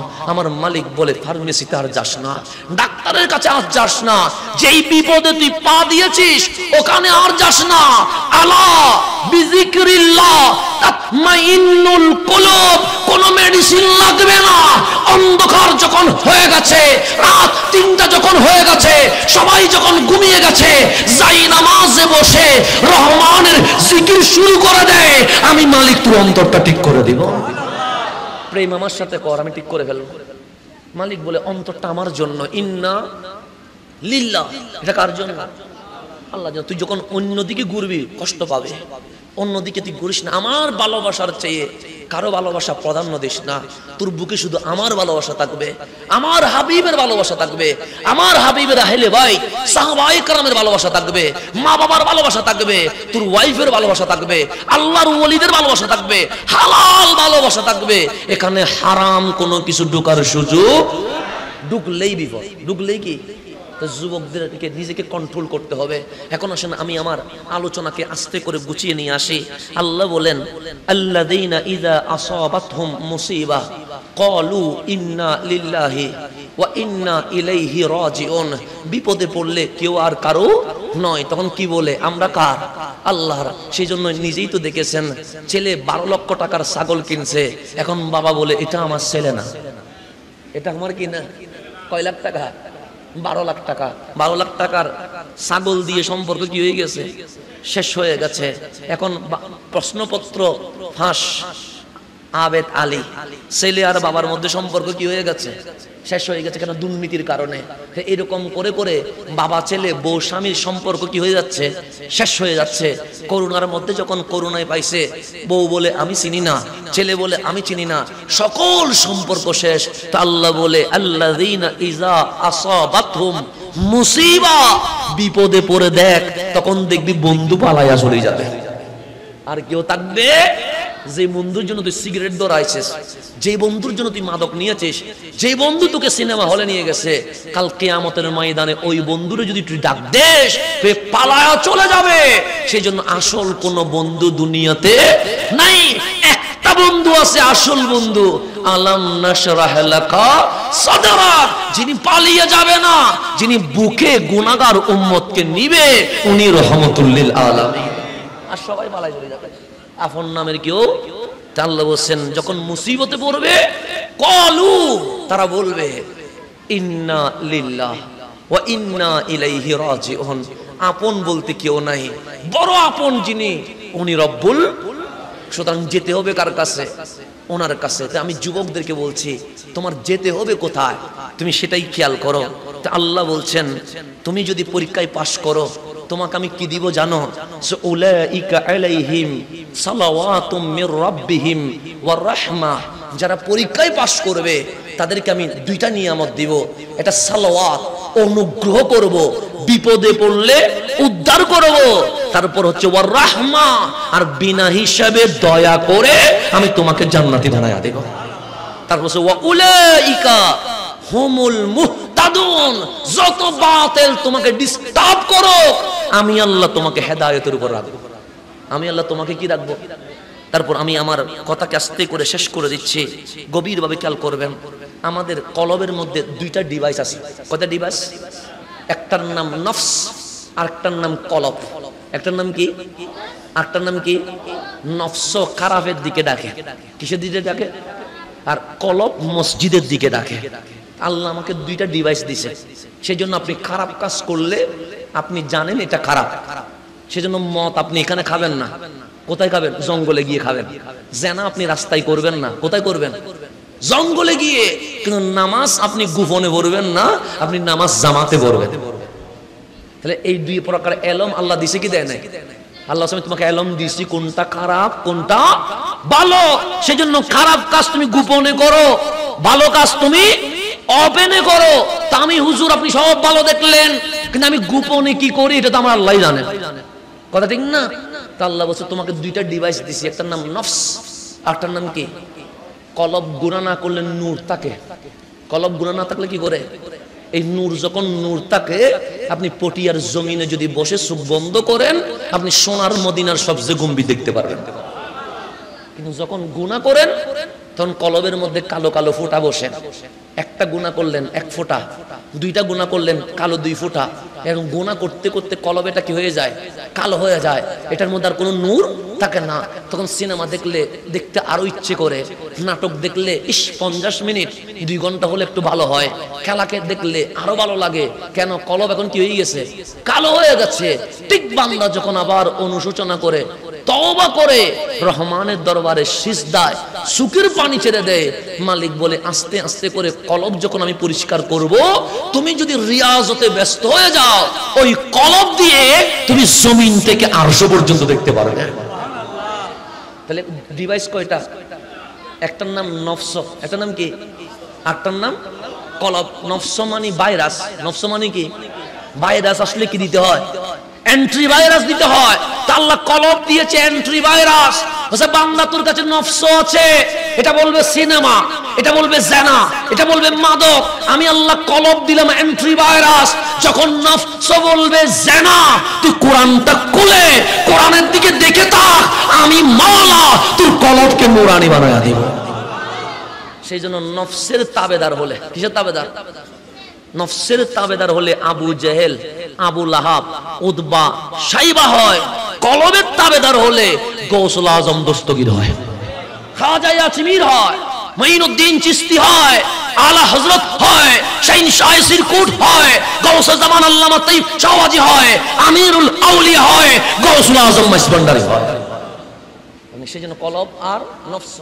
নফস মানে ভাইরাস, কলব মানে আলোচনা কি কঠিন হয়ে যাচ্ছে? বিষয় কঠিন দিচ্ছে। আমি কি করতাম? ওরা আমাদের বসে কমিটির বাইরা বিষয় কঠিন দিয়ে দিচ্ছে। আমি হ্যাঁ, সেই জন্য আমি যতটুকু পারতেছি। নফস হচ্ছে ভাইরাস, কলব হচ্ছে এন্ট্রি ভাইরাস। তো ভাইরাস যখন ঢুকবে তখন কি করতে হবে? এন্ট্রি ভাইরাস করতে হবে। তো নফস যদি না বলে, নফস যদি না বলে, নফস বলবে মসজিদে যাস না, আপনি মসজিদে বেশি যাবেন। নফস যদি বলে সিনেমায় যা, আপনি সিনেমায় না গিয়ে মায়ের সামনে বসে মায়ের চেহারা দেখবেন। কেন? সিনেমা দেখলে গুনাহ, মায়ের চেহারা দেখলে কবুল হজের সওয়াব হয়ে যায়। এখন মারামারি বাজি গেছে, কি বাজি গেছে? বিশাল যুদ্ধ, ইউক্রেন সহ আর কি, ইউক্রেন আর রাশিয়া যুদ্ধ বেজে গেছে নফসে আর কলব নিয়ে। নফস চলে গেছে এক দলে, কলব চলে গেছে। নফসের নাম ইসরায়েল, কলবের নাম ফিলিস্তিন। এখন যুদ্ধ বাজি গেছে। নফসের নাম কি? এটা সেজন্য সেটা আর্জেন্টিনা করে, সে ব্রাজিল করে, সে নেইমার মেসি করে। কেন? নফসের নাম কি? ইসরায়েল। আর যখন কলব বলে নেমি মেসিকে লাথি মেরে পায়ের তলে নিয়ে নে, তুই আরে ইয়া রাসূলুল্লাহ বলে নবী মুস্তাফার স্লোগান দিয়ে দেয়। তাহলে একটা ইসরায়েল, এটার নাম কি? নফস। আরটা কি? কলব। কলব হচ্ছে কি? ফিলিস্তিনে এখন যুদ্ধ বেজে গেছে।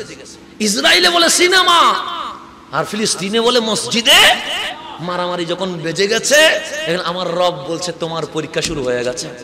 পরীক্ষা কি শুরু? যখন কলবের পরীক্ষায় পাশ হয়ে আপনি সিনেমারে লাথি দিয়া মসজিদে যখন চলে আসছেন, আল্লাহ বলে ওয়াত্তিন, তিনের কসম, ওয়াজ্জাইতুন, জাইতুনের কসম, ওয়া তুর সিনিন, সাইনা পর্বতের কসম, ওয়া হাযাল বালাদিল আমিন, মক্কা নগরীর কসম, লাকাদ খালাকনাল ইনসানা ফি আহসানি তাকওয়িম। আমার বান্দা আজকে জয় হয়ে গেছে। কেমন জয়? এই বান্দা কাবা, আরশ, লৌহে কলমের চেয়ে আরো বেশি দামি হয়ে গেছে। এটার নাম হচ্ছে আহসানে তাকওয়িম। এটার নাম কি? এখন আপনি কলব আর নফস কি আসছে? যুদ্ধ আসছে, আপনি পারেন নাই, সিনেমায় চলে গেছেন, নাটকে চলে গেছেন, 10 নম্বর জার্সি লাগাইয়া দিয়েছেন। এরকম হয় কি হয় না?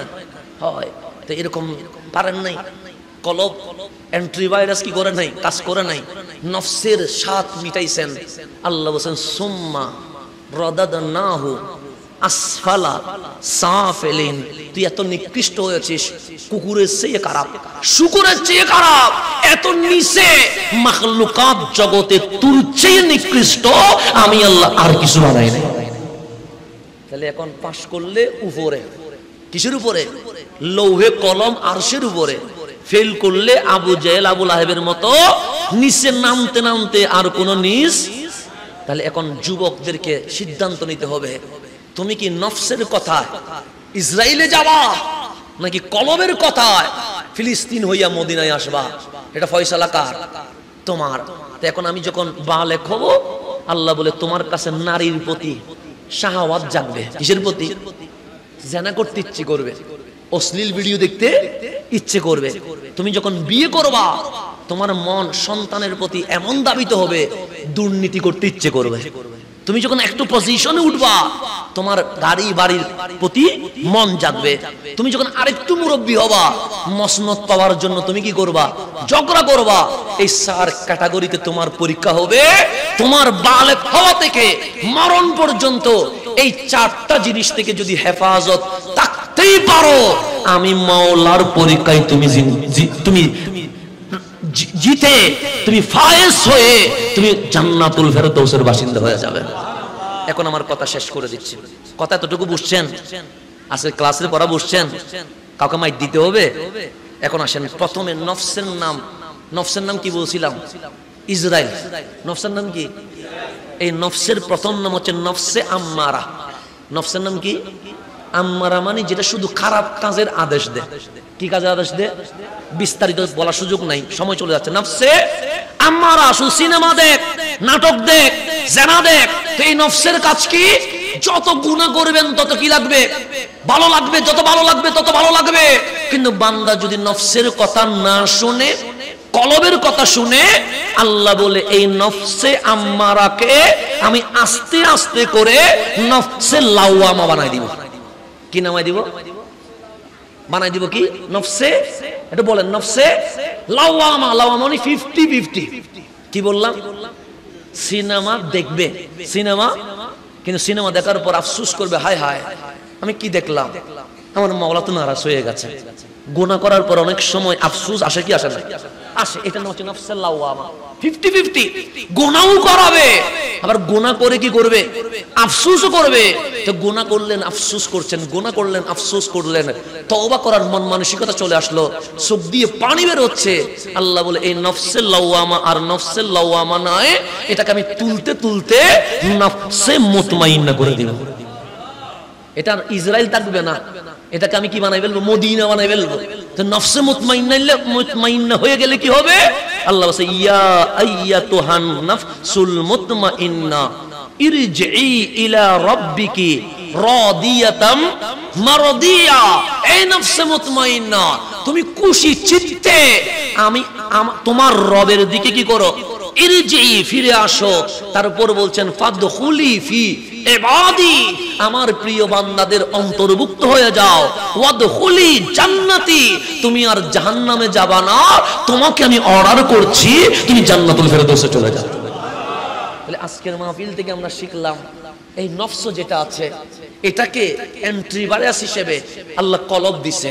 সেটা নফস না বললে আমাকে হাঁ করতে হবে, নফস হাঁ করলে আমারে না করতে হবে। নফস বলবে ফেসবুক দেখো, আপনি বলবেন আমি কোরআন দেখবো। নফস বলবে ইউটিউব দেখো, আপনি বলবেন আমি কোরআন গবেষণা করব। নফস বলবে সিনেমায় যাব, আপনি বলবেন না আমি রাসূলের উপর দরুদ সালাম পাঠ করব। নফস বলবে চলো ওকে মেরে আসি, আপনি বলবেন না আমি গাউসিয়া কমিটির সাথে মানবতার সেবায় অংশগ্রহণ করব। যখন নফসের কথা বাদ দিয়ে কিসের কথা আসবেন? কলবে। আল্লাহ বলবে এই নফস আর নফস থাকবে না, এটা লাওয়ামা হয়ে যাবে। লাওয়ামা মানে 50-50 তে চলে যাবে। তখনও যদি তুমি নফসের কথা না শুনে কলবের কথা শুনে রাত 3টায় সবাই যখন ঘুমিয়ে যাবে, তুমি জায়নামাজে যখন সিজদায় পড়ে যাবে, এটা নফসে মুতমাইন্না হয়ে যাবে। আর নফসে মুতমাইন্না যখন হবে, তুমি দুনিয়ায় বসে তোমার ঠিকানা জান্নাতুল ফেরদৌস দেখতে থাকবে। তাহলে আমি যুবকদের ডিউটি হচ্ছে, যুবকরা কি আমার কথা বুঝছে? যদিও আলোচনা একটু কঠিন হয়েছে, কঠিন না হলেও ইসলাম বুঝতে একটু কঠিন আছে। 1 মিনিটের টিকটক দিয়ে ইসলাম বোঝা যায় না। ইসলামের কোরআন আসতে 23 বছর লাগছে, একটু কষ্ট হবে। কষ্ট হলে আমি যুবকদেরকে বলবো আমাদের হায়াত আছে মাত্র কয় বছর? 60 বছর না কয় বছর? এই 3টা বছর কি হেলায় অবহেলায় কাটানো যাবে? তাহলে আমরা হুসাইনি, আমরা কি? যে নামাজ পড়ে না তার নাম এজিদি, তার নাম কি? তাহলে আমরা কি এজিদি না হুসাইনি? হুসাইনি হলে নামাজ পড়তে হবে। যে মদ খায় তার নাম এজিদি, যে মদ খায় তার নাম কি? আমরা কি এজিদি হতে চাই? তাহলে আমাদের মাদক কি করতে হবে? বাদ দিতে হবে। যে বেশ্যাখানায় গিয়ে বেশ্যার সাথে বসে থাকে তার নাম এজিদি। আমরা কি এজিদি হতে চাই? তাহলে দুনিয়াবি কোনো হারাম রিলেশন করা যাবে না। আমরা নামাজ পড়বো, আমরা মা বাবার সেবা করব, আমরা সত্য কথা বলবো, আমরা দয়াল নবীর প্রেমে নিজেকে বিভোর করে দিব, তখনই আমরা আসল হুসাইনি হতে পারবো। রব্বে করিম আমাদেরকে বুঝার তৌফিক নসিব করুক, আমিন। আসসালামু আলাইকুম ওয়া রাহমাতুল্লাহি ওয়া বারাকাতুহু।